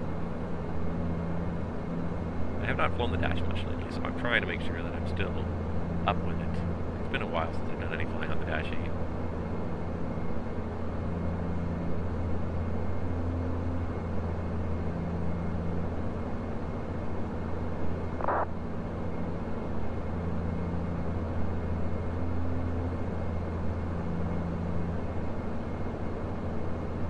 Go ahead and go gear down.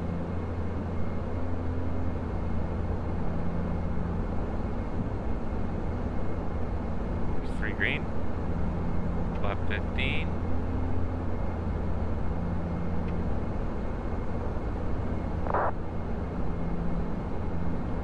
And we'll do reduced MV. Reduced NV, condition levers max. And before landing checklist. Go ahead and take props off as well. Alright. Before landing checklist. If I can find it here. Where's my checklist? There it is, sorry. Landing checklist. Stand by height press PT controller on. Landing gears down. 3 green. Flap is 15. Set and indicated. And the condition levers are max. Ice protection is now standard, plus the windshield bleeder is min and on, and FA notification is PA. The landing checklist is complete. Cleared to land, stable, just the speed's coming back.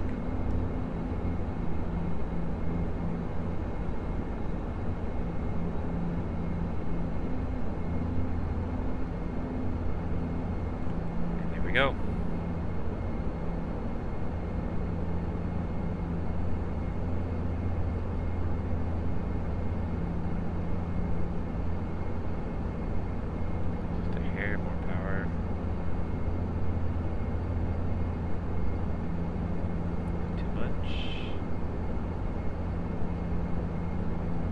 Change and can make a lot of power with 5,000 horsepower on each side. Alright. Runway's in sight. Disengage the autopilot.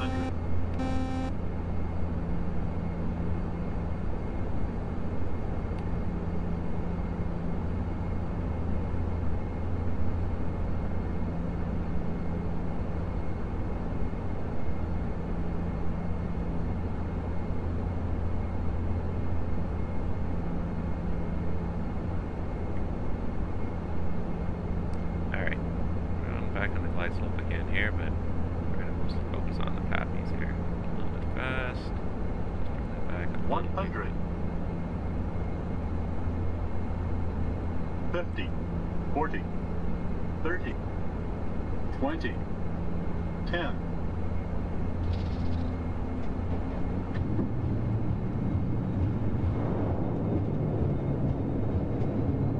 Got to touch down a little bit short there. No big deal.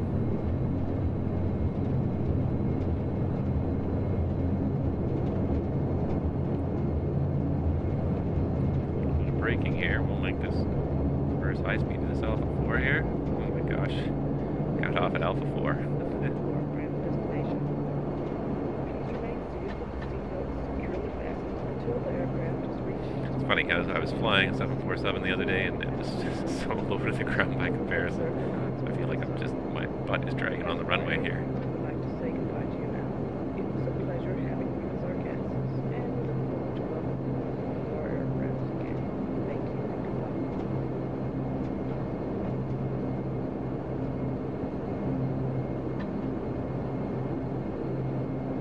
No, we didn't make Alpha 4, we made Alpha 2, which is still pretty good.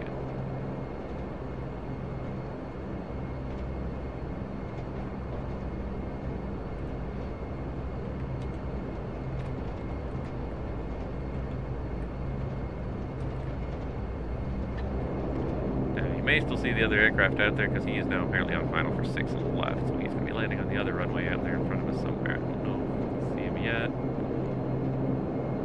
Oh, I see him on the TCAS there. Alright, so quick after landing flow now that we clear the runway.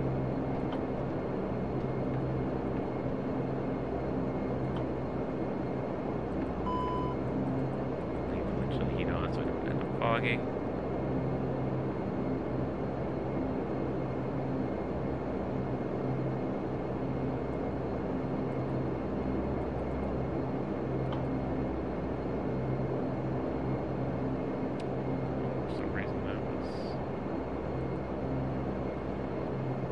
Okay, and a quick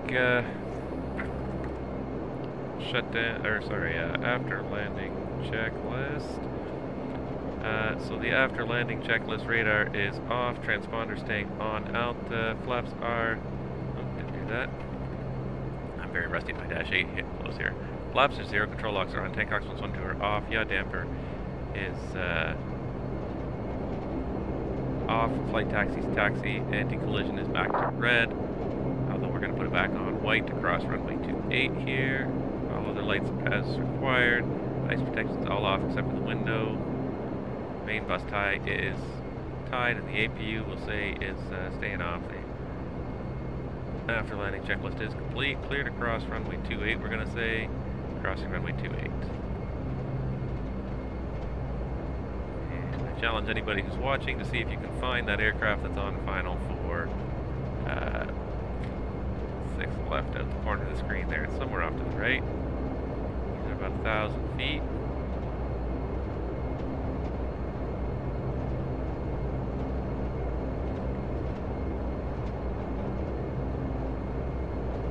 Now there's another one that's coming in behind me. There's an Air Canada flight. He's going to be landing on 6 right.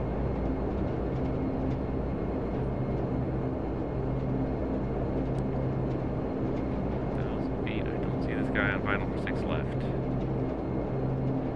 Alright, clear the runway. Strobes going back to red. Prepared, I implore you, please get rid of the right click menu. Please, for the love of God.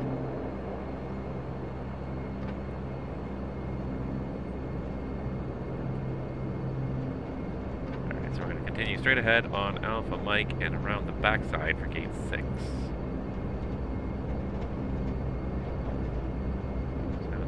Pop in from behind that control tower at some point, but I may not even see him.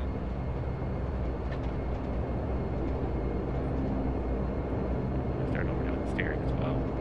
The lag in the steering is realistic, but it's very hard in the sim world because you don't feel the turning. In the real world, when you feel the turns, you can sort of react. You feel how the aircraft's going to react, but because you're sort of the eyes are slower to perceive the turns, I think, than the ears are to perceive the change in direction.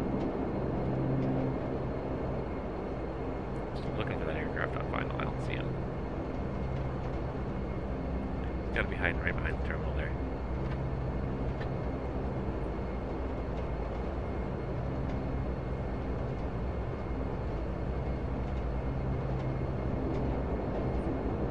Alright, I gotta focus on what we're doing now, because we're almost at the gate.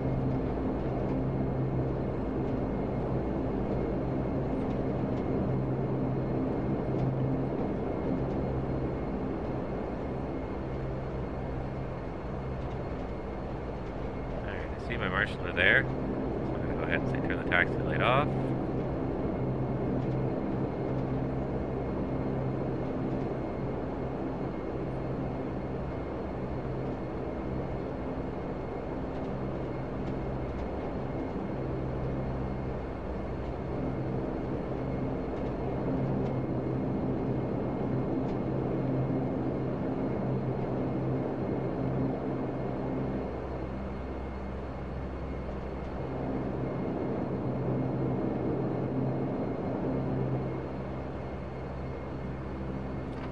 Since we got to the runway, I haven't touched the brakes. It's all about the managing the thrust with the disking. Alright, left.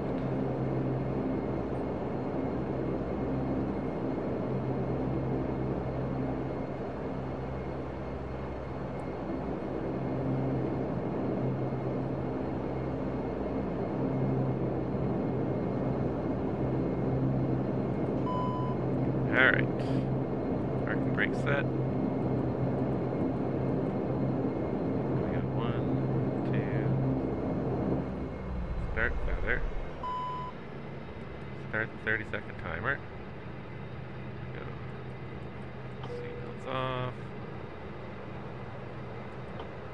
No steering off. And please 1 and 2 off. And then we have to do is, of course, ask for some ground power.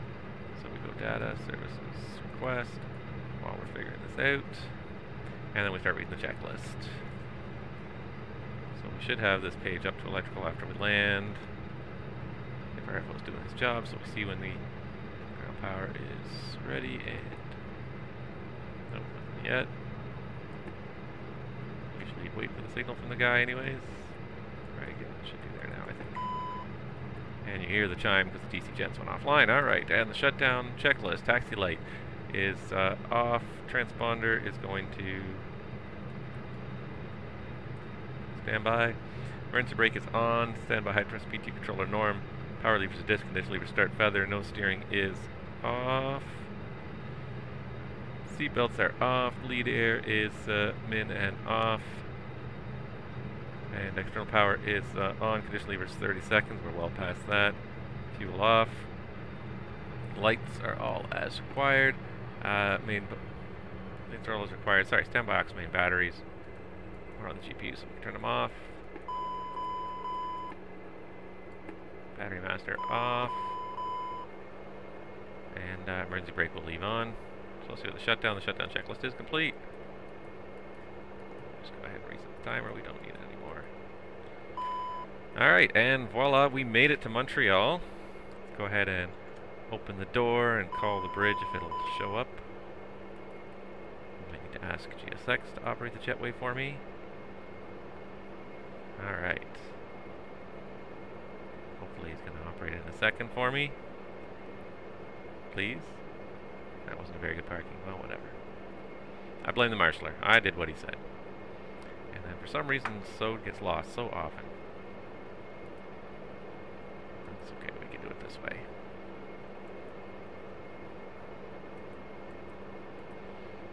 Alright. Here comes the jet bridge, and then we're going to request deboarding. Open up the cargo door as well.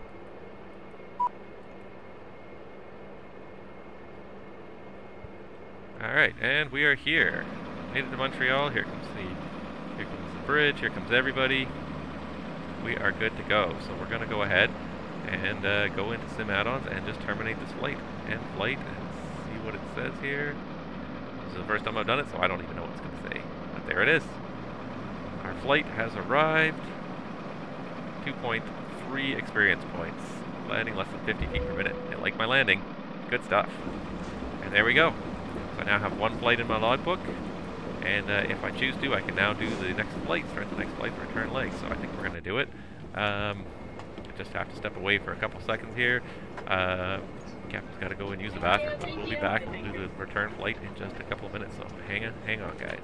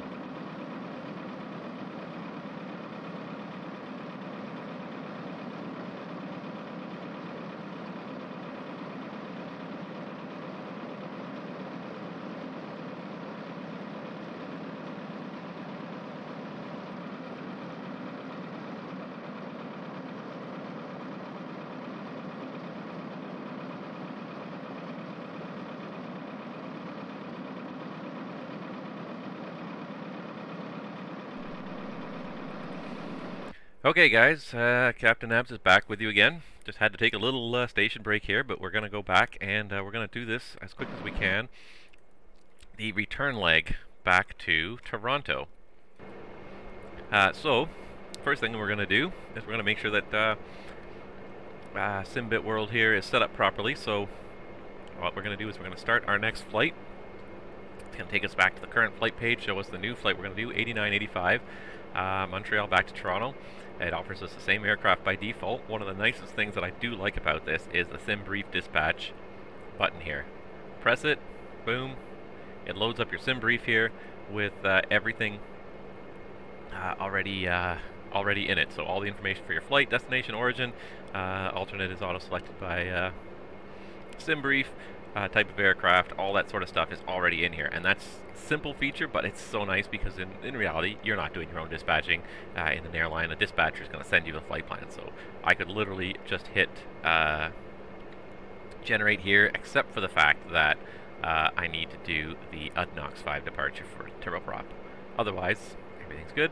Hit generate OFP, and boom, we're going to have a flight plan here in a second to take us all the way back to Toronto. So we're going to have a quick look over our flight plan here.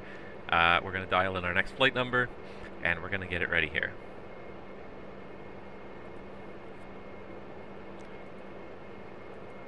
So just waiting for my flight plan to load here. I'm going to make sure I have a chance to file it. And then, let's see here. Okay. also have to refuel the aircraft here, so we're going to call on our fuel truck in just a second here once I've looked up everything I need.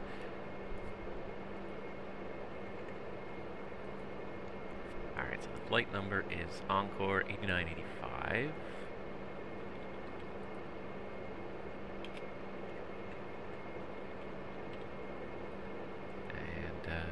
Just gonna do this.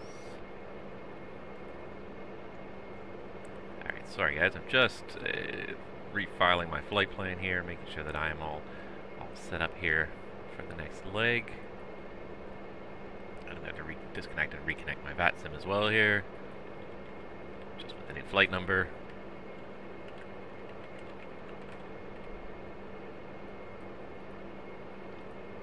So just a tiny bit of housekeeping, and then we will actually get back underway here.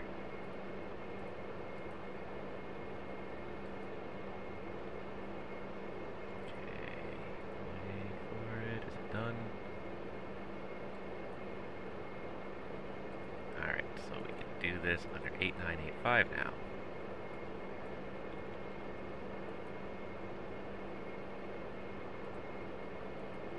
Perfect, okay, so that's all in there. That's back online, and we'll go ahead and say start flight. Have a nice flight, it says. So very friendly software, isn't it? All right, so we're actually ready. We're going to pull up the flight plan here on the other screen, just to have it to look at here. And what we're going to do is we're going to do a couple things here. First of all, we're going to request refueling. That's the most important thing of all. And we're also going to have to request boarding. So let's just see, first of all, set up our return leg. 69 passengers for the return leg. And for some reason only 100 pounds of cargo. I don't know why. I'm going to just multiply by 1,000 here because that's probably a more realistic number. Alright, so 11, 69 people. Our fuel load for the return flight.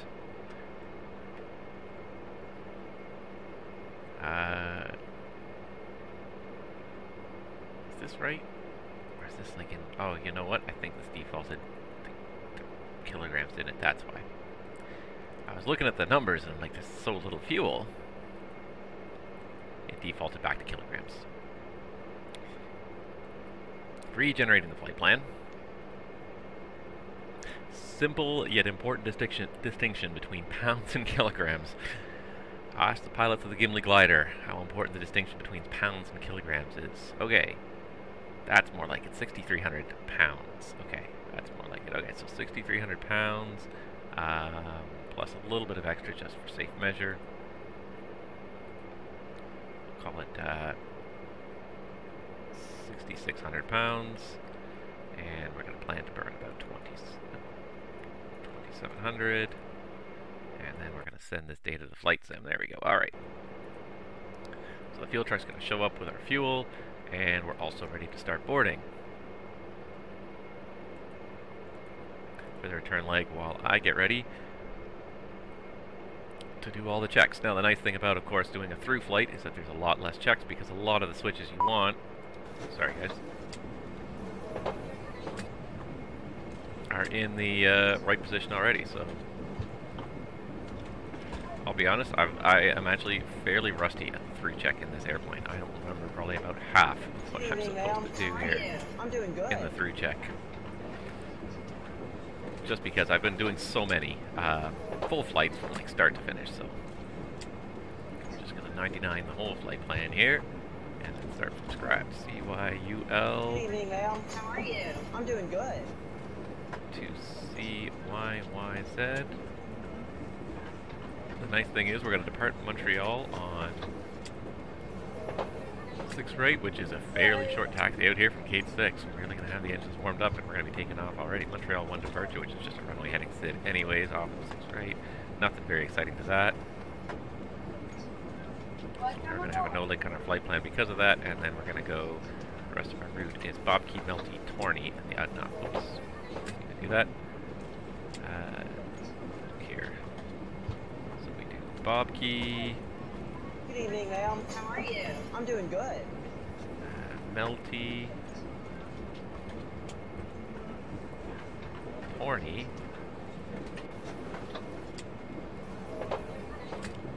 And the my menu, or 5, the Udnox 5 arrival. We're going to plan arrival on 6 left on the Udnox 5. And that's via Torney. Hello. Let me have a 6 left via Clippy. Drop key Milty Torney. And then Lepman's, and it all looks good there. Alright. Fuel situation here. Message. Yeah, that's fine.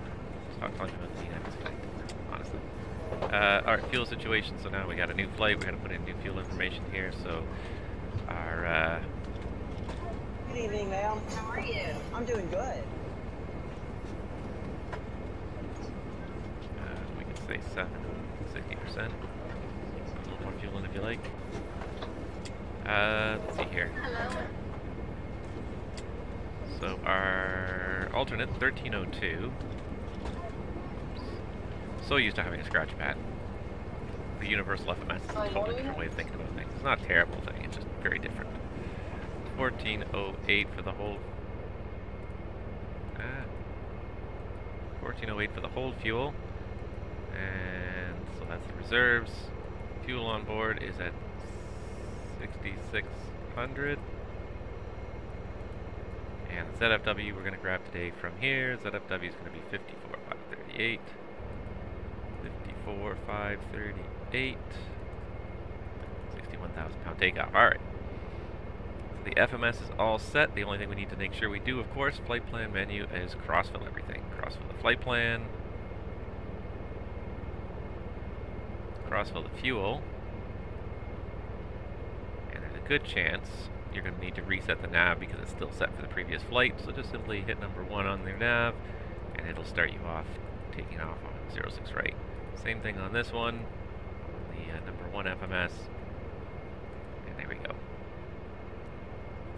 Alright, other than that, we've just got to get a few things in here. Of course, we've got to press the go around button, heading, get it to take there, heading, alt cell, yaw damper on, and 3000 again for the departure altitude. We set 61,000 pound takeoff, tiny bit heavier than we were out of Toronto. Let's get it going. 61,000 pounds, flap 5, we're going to do 33, 43, 33, 41, 52.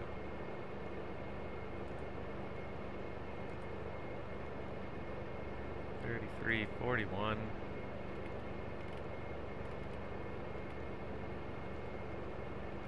And 52.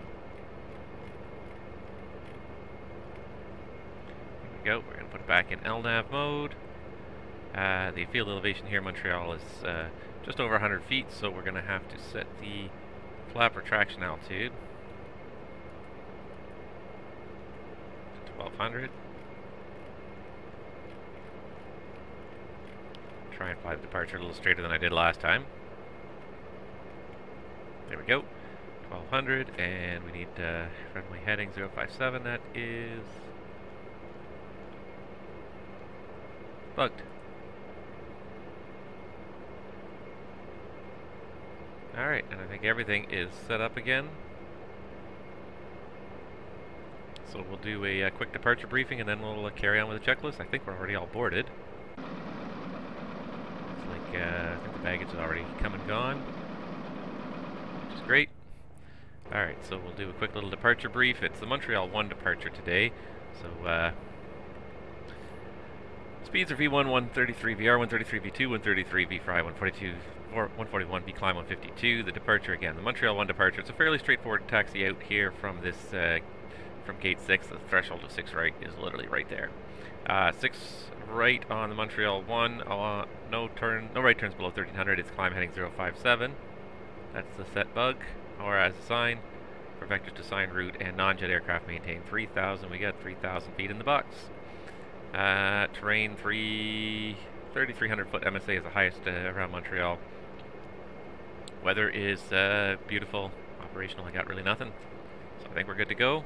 Let's just do a quick before start checklist. Where's my checklist gone? There it is. Alright, before start checklist, we're going to do circuit breakers again. check left. Magical disappearing jet bridge there. And right. Escape hatch is closed. Battery master mainox standby is on. And seatbelts are... Fueling is done. Seatbelts are on. Flight taxi is... taxi yaw damper is on. Fuel quantity 6,600 pounds. That checks. Emergency brake pressure is on and check.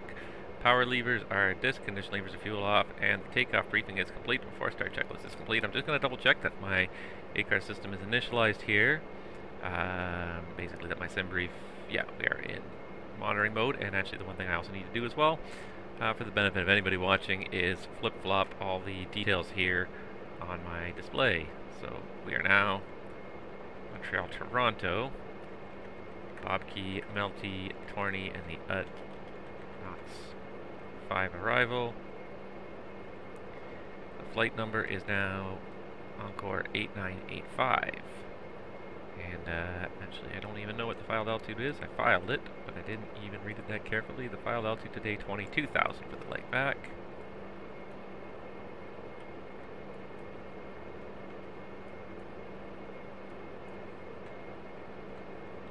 And there we go. Now all that stuff should be looking nice and neat and correct on the screen here. And it should have reset us back to 0. Alright. Perfect. I think we're just about ready to go here, so let's go ahead and call our ramp guys and tell them we're ready for pushback. Prepare for pushback and departure. I'm going to go ahead and undock that jetway directly with SOD. There it goes. Bye. And we can then... Oh, the baggage is finally here. I didn't realize the baggage hadn't arrived yet. No, I thought it was already here. Okay, well we can still close the front door, and they'll just close the aft door whenever they're ready. So there goes the front door. Only had a couple more bags to go anyways by the looks of it. Shouldn't take us more than a minute here or so. And then they'll switch to departure mode whenever they're ready.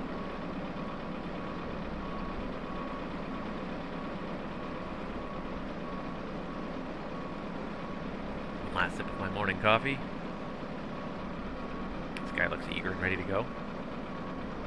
Or expressionless, one or the other.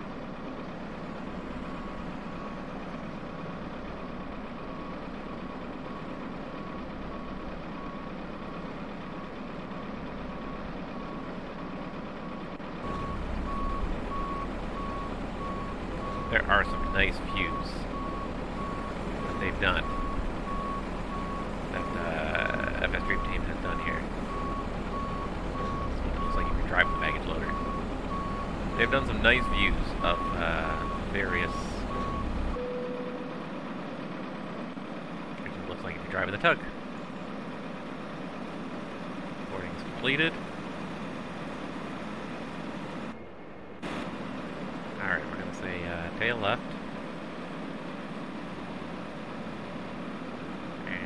Start the engine. We'll push back this time to see if it works. Sometimes I find it works, sometimes it doesn't work. And I guess this time. Ready to go pretty much here? Alright, so we'll do the start approved check. Hello, Captain. We're ready for pushback. Alright, start approved check. Nose steering is off. Transponder is going to... On alt. Doors and fueling lights. Nope, we still got one of the doors open. Did I not close the cargo door?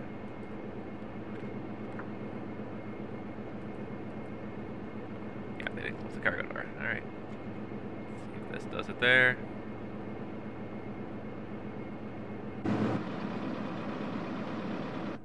There it is. The cargo door is closed. Alright, doors and fueling lights are out. APU bleed is off. Block isolate is...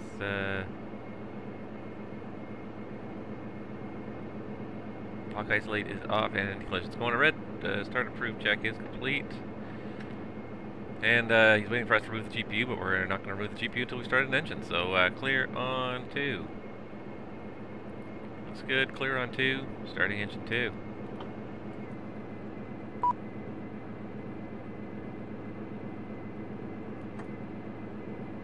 We're not going to remove the GPU until we have a power source, my friends. You can start the -8 on a on the batteries. It is possible, but it's very hard on the batteries. It's not something that any airline really wants to make a habit out of doing. It is possible in a pinch to start the Dash 8 on batteries. I've seen it done, but it's hard. It's very hard on the batteries. It's a lot. Alright. That looks like a good start on 2. Take the external power off, make sure that the GPU picks up the load. Departure check completed. Bypass pin inserted. Release parking brakes. And give this guy the signal to disconnect the GPU. There we go. Alright, so any second now that GPU should roll away. It would be nice if it kind of rolled away instead of just vanishing. It's one thing PMDG did that was really good was with their 747 is everything rolls forwards and backwards. It's very immersive like that. Alright. We are good for the pushback. Brakes are released. Push. All engines clear. Start at will.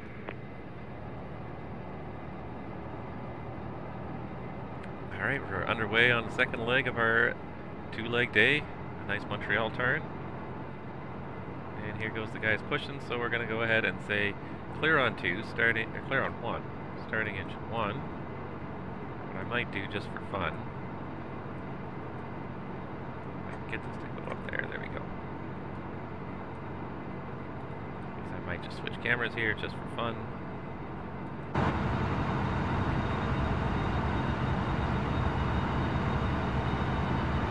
It's not very good for this angle, is it?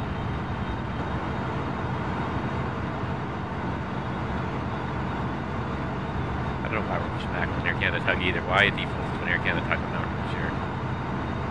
Back inside. Make sure the start is normal. Yeah, the start's pretty normal there. Just thought we'd have a little bit of fun there.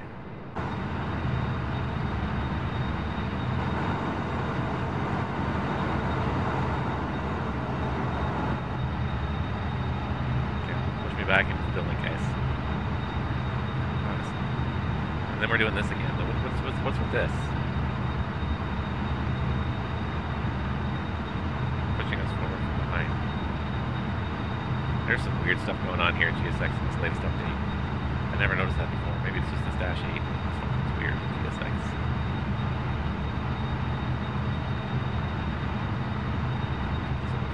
Don't push me back into the building. Set parking brakes. Thank you, dear God. Thought we were going into the building for sure. Alright, this is parking brake set.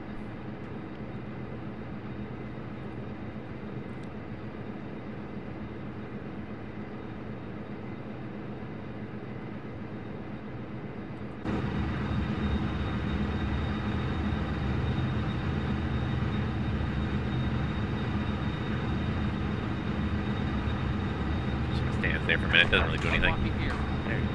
I never even noticed that. Look, even the tow bar even has little animations on it. That is pretty impressive. Of course, it runs right through his legs.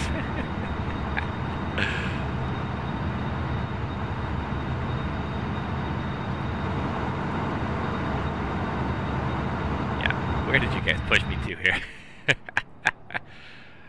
Alright. You guys are all clear. We're going to go ahead and bring the props up to full. Max 1020. Left is clear. Right is clear. Alright, see you, buddy. See you next time.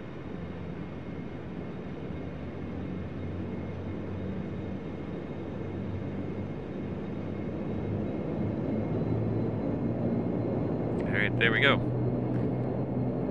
And we'll do the after start checklist. Alright, so the FO has a whole bunch of stuff to do here.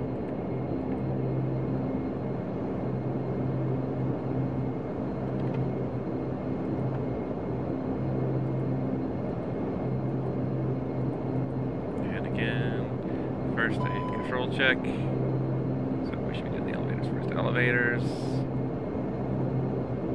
And then the ailerons.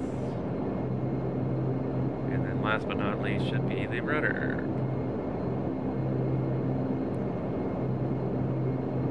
There we go. And we have to go steering on. Turn that back off. And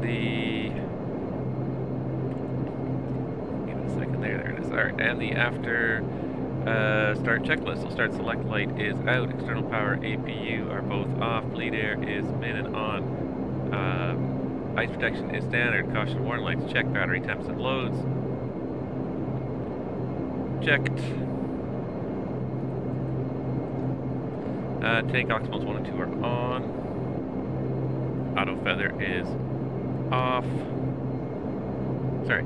Takeoff modes 1 and 2 are on. Auto feather is AF select. Engine rating is N top 90%. High press and quality checks. Height 3 and elevators are checked. Flight controls are checked and free. And the de-ice pressure again on the F1 side there by his knee. Checks. Flaps. We got 5 set indicating. Condition levers are max. No steering is on. Radar, navcom, Unicom, and the transponder set, and PTFT is checked. The after start checklist is complete. Taxi light on. Park brake off, and away we go.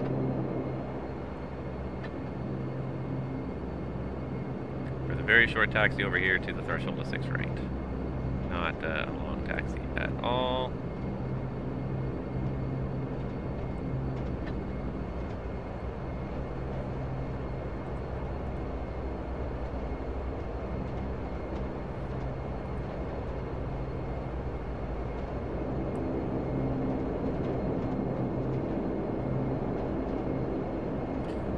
Quickly we'll do the taxi check. So taxi check, taxi light is on. The altimeters, we still got 3042 inches set, cross checked.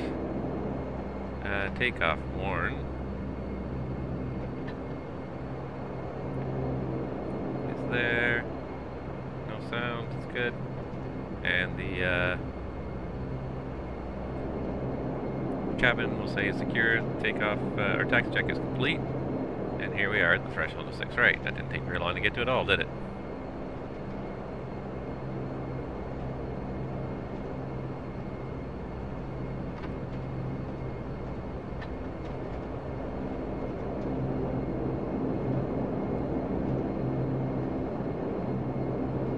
Alright.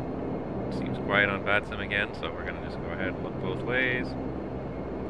Left. Right, I don't see anybody on approach, so we're going to go ahead and take the runway for departure.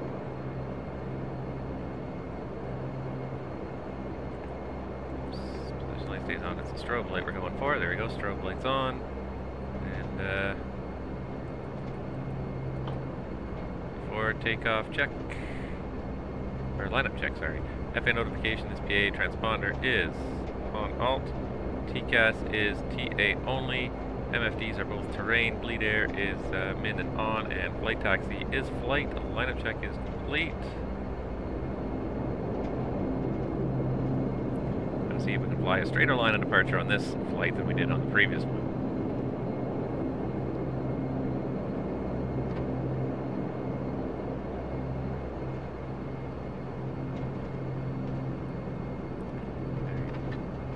Just get the lights on. Landing lights are on, and we're ready to go.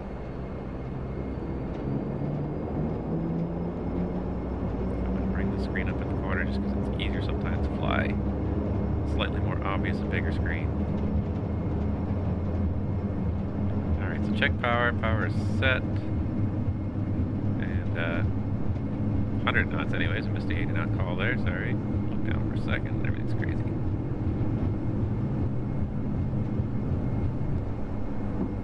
V1. Rotate. And positive rate, gear up.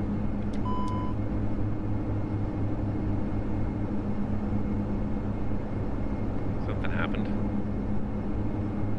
Something happened.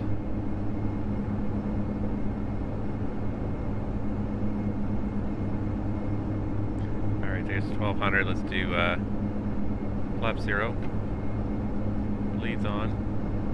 Climb power. And the autopilot on. And what did we have? We had the landing gear in op light come on. If this is because the gear pins are stuck in there, when we did a turn, I'm going to be super pissed. No, I don't think it's the gear pins. Oh man, now I got to pull out my QRH. This is not what I was hoping for. Alright.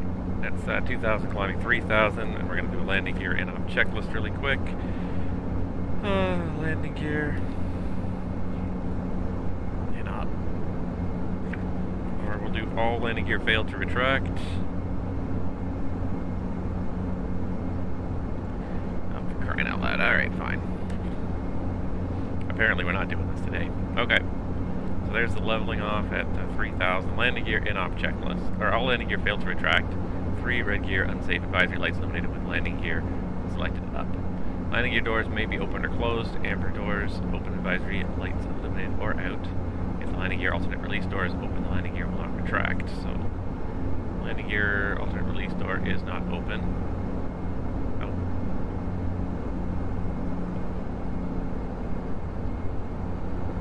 Landing gear selector down. Confirm 3 green lockdown advisory lights illuminate. Do not reselect landing gear up and land in the nearest circle or more after. Okay, fine. I guess that was it. Guess we're not doing this flight. I guess we're going back to Montreal. If this software put in those gear pins when I was on the ground, I'm going to be super annoyed.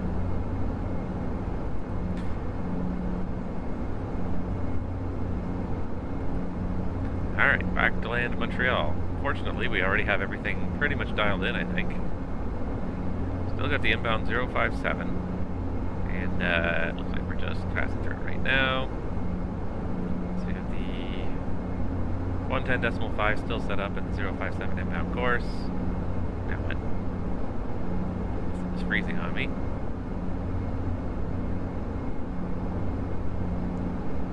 We're going to bring it around, just bring ourselves right back on the downwind. 3,000 feet. Useless. I wonder if you can see.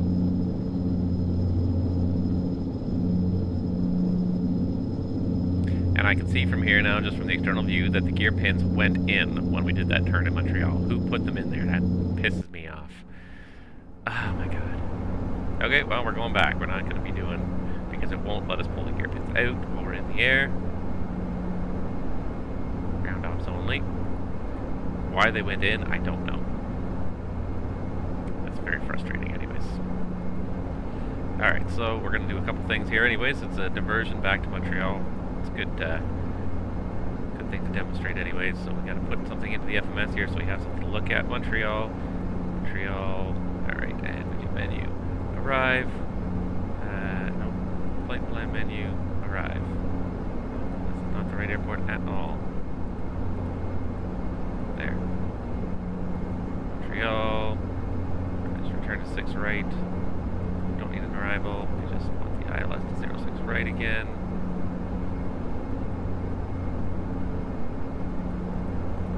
Should hopefully at least have drawn a couple things on the chart for us. Because it doesn't know where we are, we've got to also sequence the approach here, so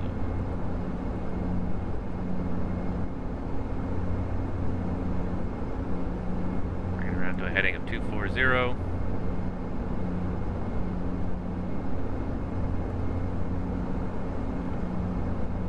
Oh, we're not going to finish that flight now. That was our chance. It got blown by the gear pins going in.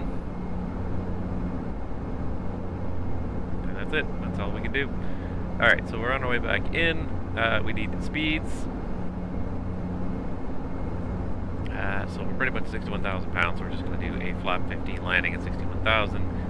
This is going to require speeds of 125 and 115.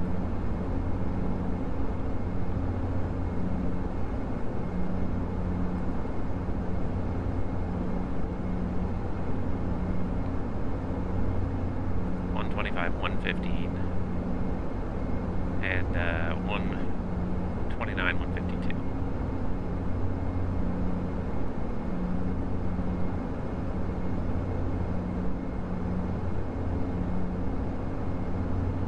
There we go. Alright, so the speeds are in. There's the airport over there. Just a nice downwind for it right now. Go out very far, we can come down to 2,000 with visual approach, but we do have to do and immediate return checklist. So where's my checklist? Where did I put my checklist? It's underneath my giant QRH. Okay.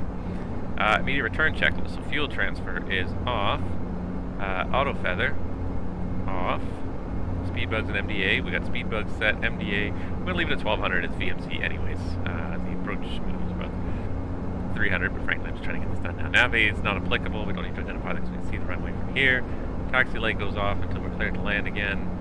And GPWS flap 15 is selected for the landing. The immediate return checklist is complete. We're ready for an immediate return. I'm definitely going to turn inside full flow here. Drop down to 200 and do the approach from there. That's annoying. That is very annoying. Because that really shouldn't happen.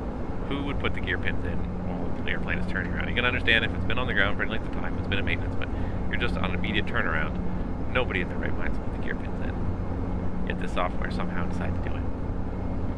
Arrgh, that really frustrates me because I really don't have enough time to do this flight now, so we're just going to have to do this. Immediate return back to Montreal, and we'll do it another time.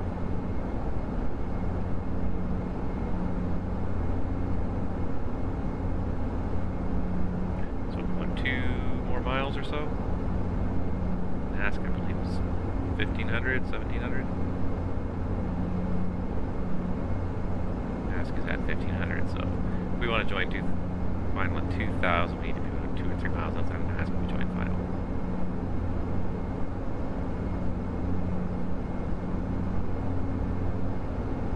The other thing we do need to do as well is decide what we're going to do with our props for landing. We're just going to go ahead and put props back to 1020. They can't be at 900 for landing. At 1020. Alright, that should be good. We'll just do the turn here. Alright, heading 330. We're going to go ahead and put ILS 1 up on the left and ILS 2 up on the right. And we're going to set ourselves up for a return as well. Back to gate 6 again.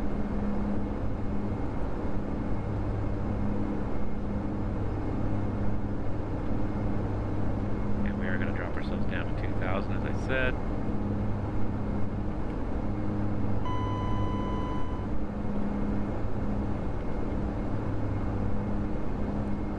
Descending 2, alt cell.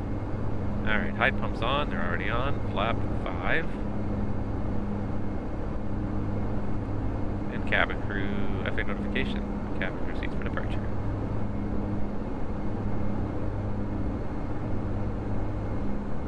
There's the glide slope right there. We're going to intercept just below the glide slope. It's looking good. 2500.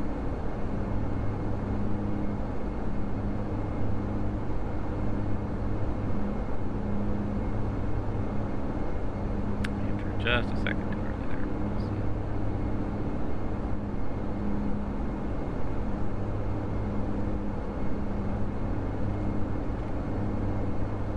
Okay, better landing this time than last time. And it was a little sloppy. It was a pretty good descent rate, but a little sloppy. Alright, alt star. Local and glide slope are armed. There we go. And I'd say we're doing good here. There's Loc already. Perfect. 057 is set.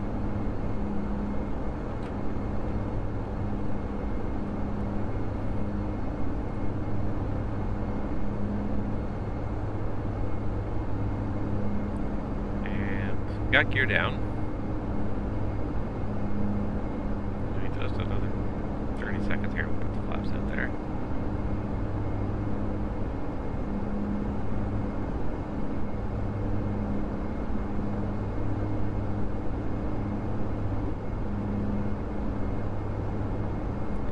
Flap 15.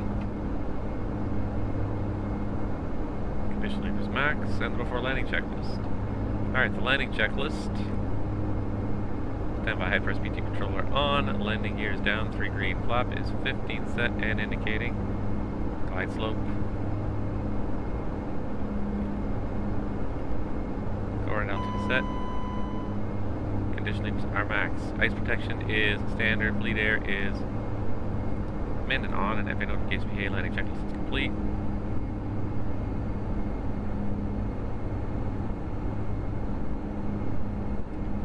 Alright, and we're re-established. I haven't had that happen for quite a while in this sim. I haven't had the gear pins left in for quite a while. It's not even on, I don't think it's on any operator's checklist during a turnaround, because no one would put the gear pins in on a turnaround. Except for Majestic, apparently. I'm not bitter at all. Spent all that time trying to get a flight done, and you get off the ground, and that's the end of my glide slope star. Just getting a little bit low on the slope.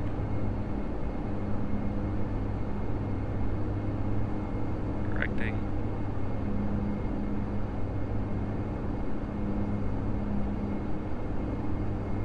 I might pop this down the corner again, because it just makes it easier to see what's a little bit bigger what you're doing.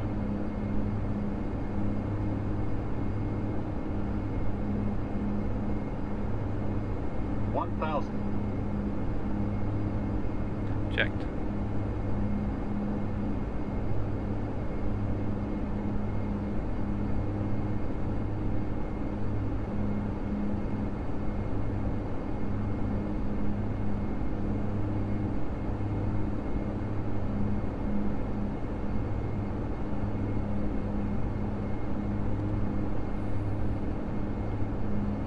Alright, disengage the landing gear. Gear, is that what I said? Disengage the autopilot. I'm obsessed with the landing gear right now.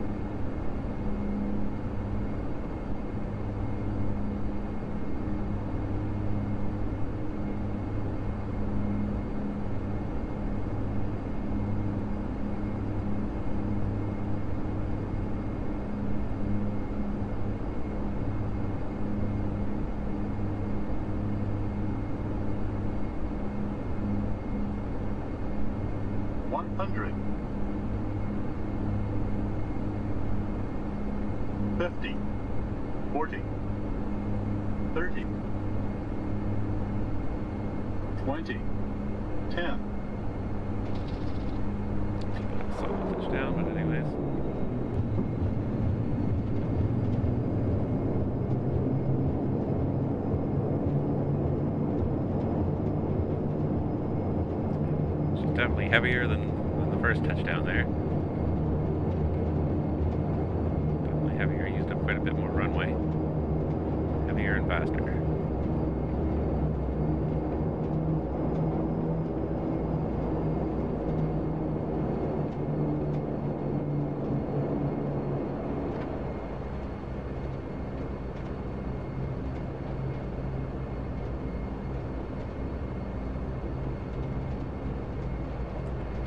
Alright, well I was not terribly happy with that, but it is what it is now. And lesson learned, I don't think I've ever really done a turn like that in the dash. Always check the bloody gear pins in this stupid thing. I would have checked them in a real walk around. Anyways, here we are. Back in Montreal again.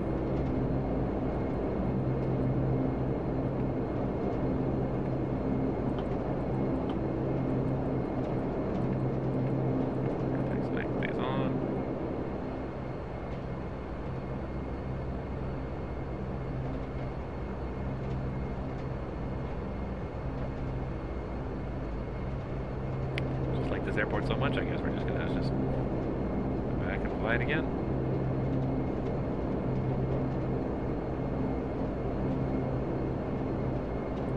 Alright, and the after landing flow. Checklist, I guess.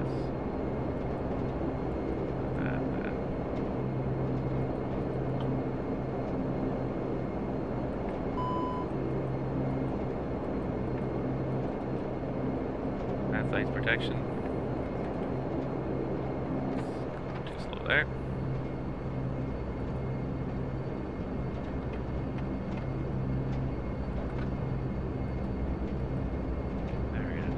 landing checklist radar. Off transponder, staying on, alt for the taxi in. Flap is up. Control locks are on. Takeoff pumps are off. Yaw dampers off. Flight taxi is taxi. Anti-collision is red. All the lights are required. Protection is all off. Main bus tie is tied, and the APU will stay off.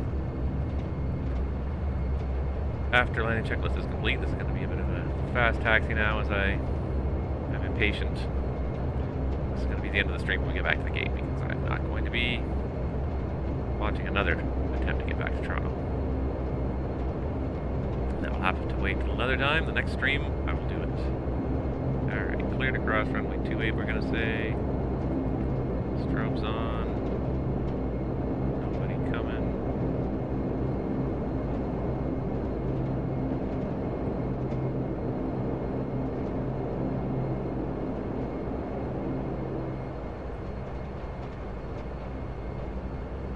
See a couple of airplanes here. There's an Air Canada plane parked way over there.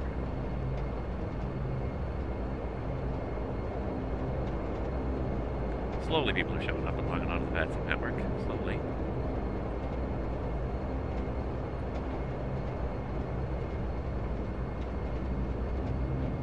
It just annoys me.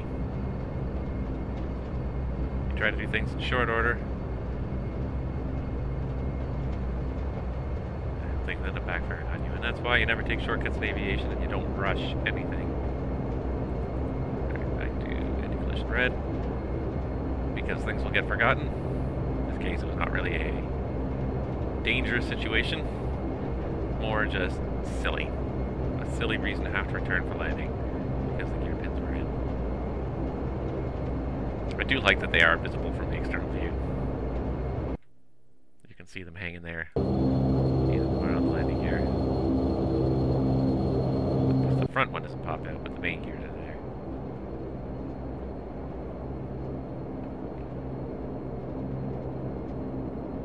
Alright, back to gate 6 here in Montreal. Try not to hit the fuel truck. Since it's obviously just going to cut us right off here. Thanks, buddy.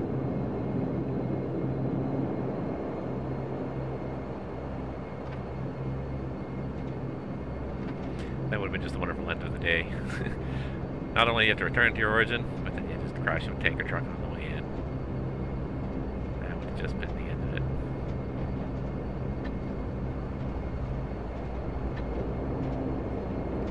Alright guys, we're back. And unfortunately our crew is dutying out now, so you're going to have to find some other crew to take this plane back to Toronto for today, because we are done.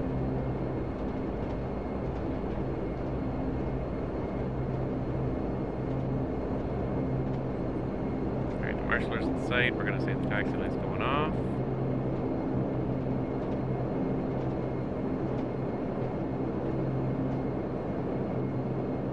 Okay, go a little faster than that.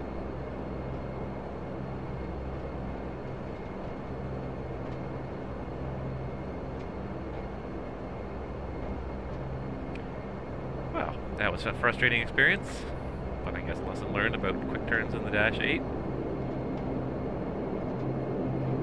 Always check for those gear pins on your walk around, guys. Because if you don't, at some point, you're going to regret it.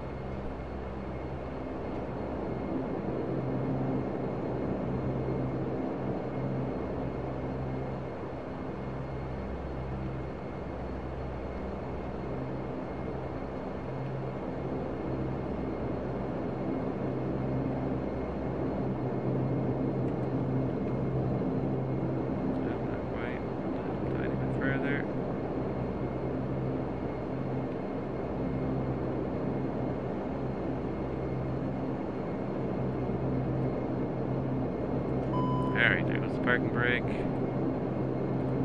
we're just going to do the very first thing here is we're going to request that GPU.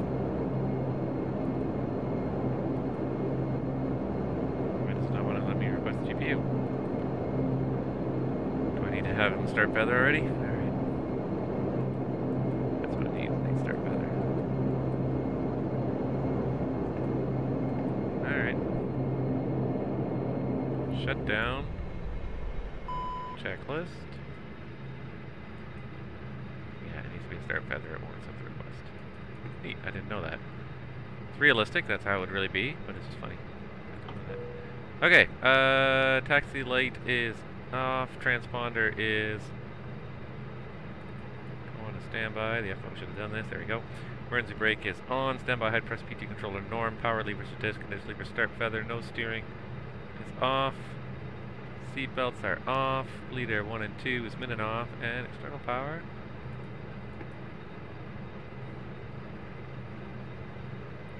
Again, the FO should have had this over. External power is on, condition levers 30 seconds, it's passed, fuel off. Lights are all as required. And standby oxygen main batteries off, battery master off, lock isolate and and emergency brake staying on. Associated with the shutdown. Shutdown checklist is complete. Alright, and there we go. Well, we made it back.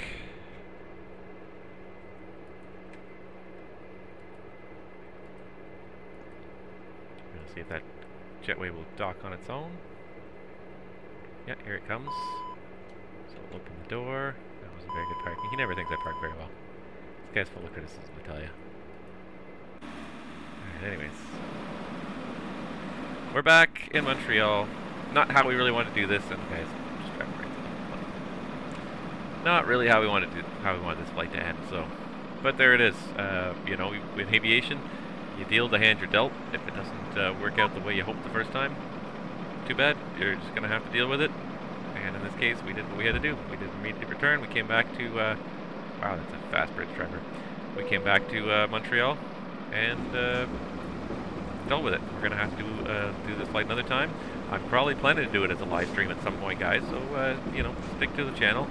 And, you know, make sure you're following me on Twitch. Hopefully you'll get notified when the stream does come on live. I don't know when it's going to be. It probably won't be for the rest of this week anyways, but at some point we are going to go ahead and finish the flight back to Toronto and maybe do another flight after that too. So thank you guys so much for watching. I hope you enjoyed this. It's been a bit of a long slog, but I still had fun. I still had fun. I'm going to go ahead and finish my flight here. Divert to CYUL is the code.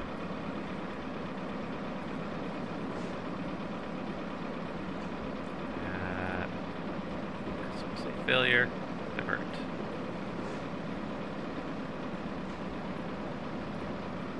And there you go, flight progress.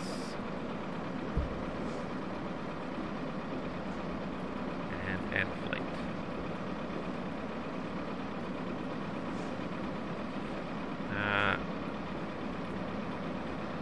So let's see here. So I did that one, and then I did this one, Montreal back to Montreal. Which means I probably have to do the same flight again. Actually, it may. Interesting. It looks like a pilot's life will let me just continue my schedule. So, if I was removed from this flight because of the failure, then I'll just pick up my flying schedule on the next leg. So, interesting. Cool. I guess my next flight, when I hit start, next flight is going to be my next leg to Ottawa. Ah, there you go. So even if you fail, you don't have to finish it if you don't want to. I probably will go and finish this just for the heck of it. But there it is. There's my logbook. I got a couple more experience points out of that, even though we didn't make it anywhere. And that's it. So thank you guys so much for watching. I hope you guys have enjoyed this, and stay tuned. I'm going to be doing a few more live streams as I kind of play with this Pilot's Life software a little bit more. So thanks guys very much for watching. I hope you enjoyed this, and we will see you all next time.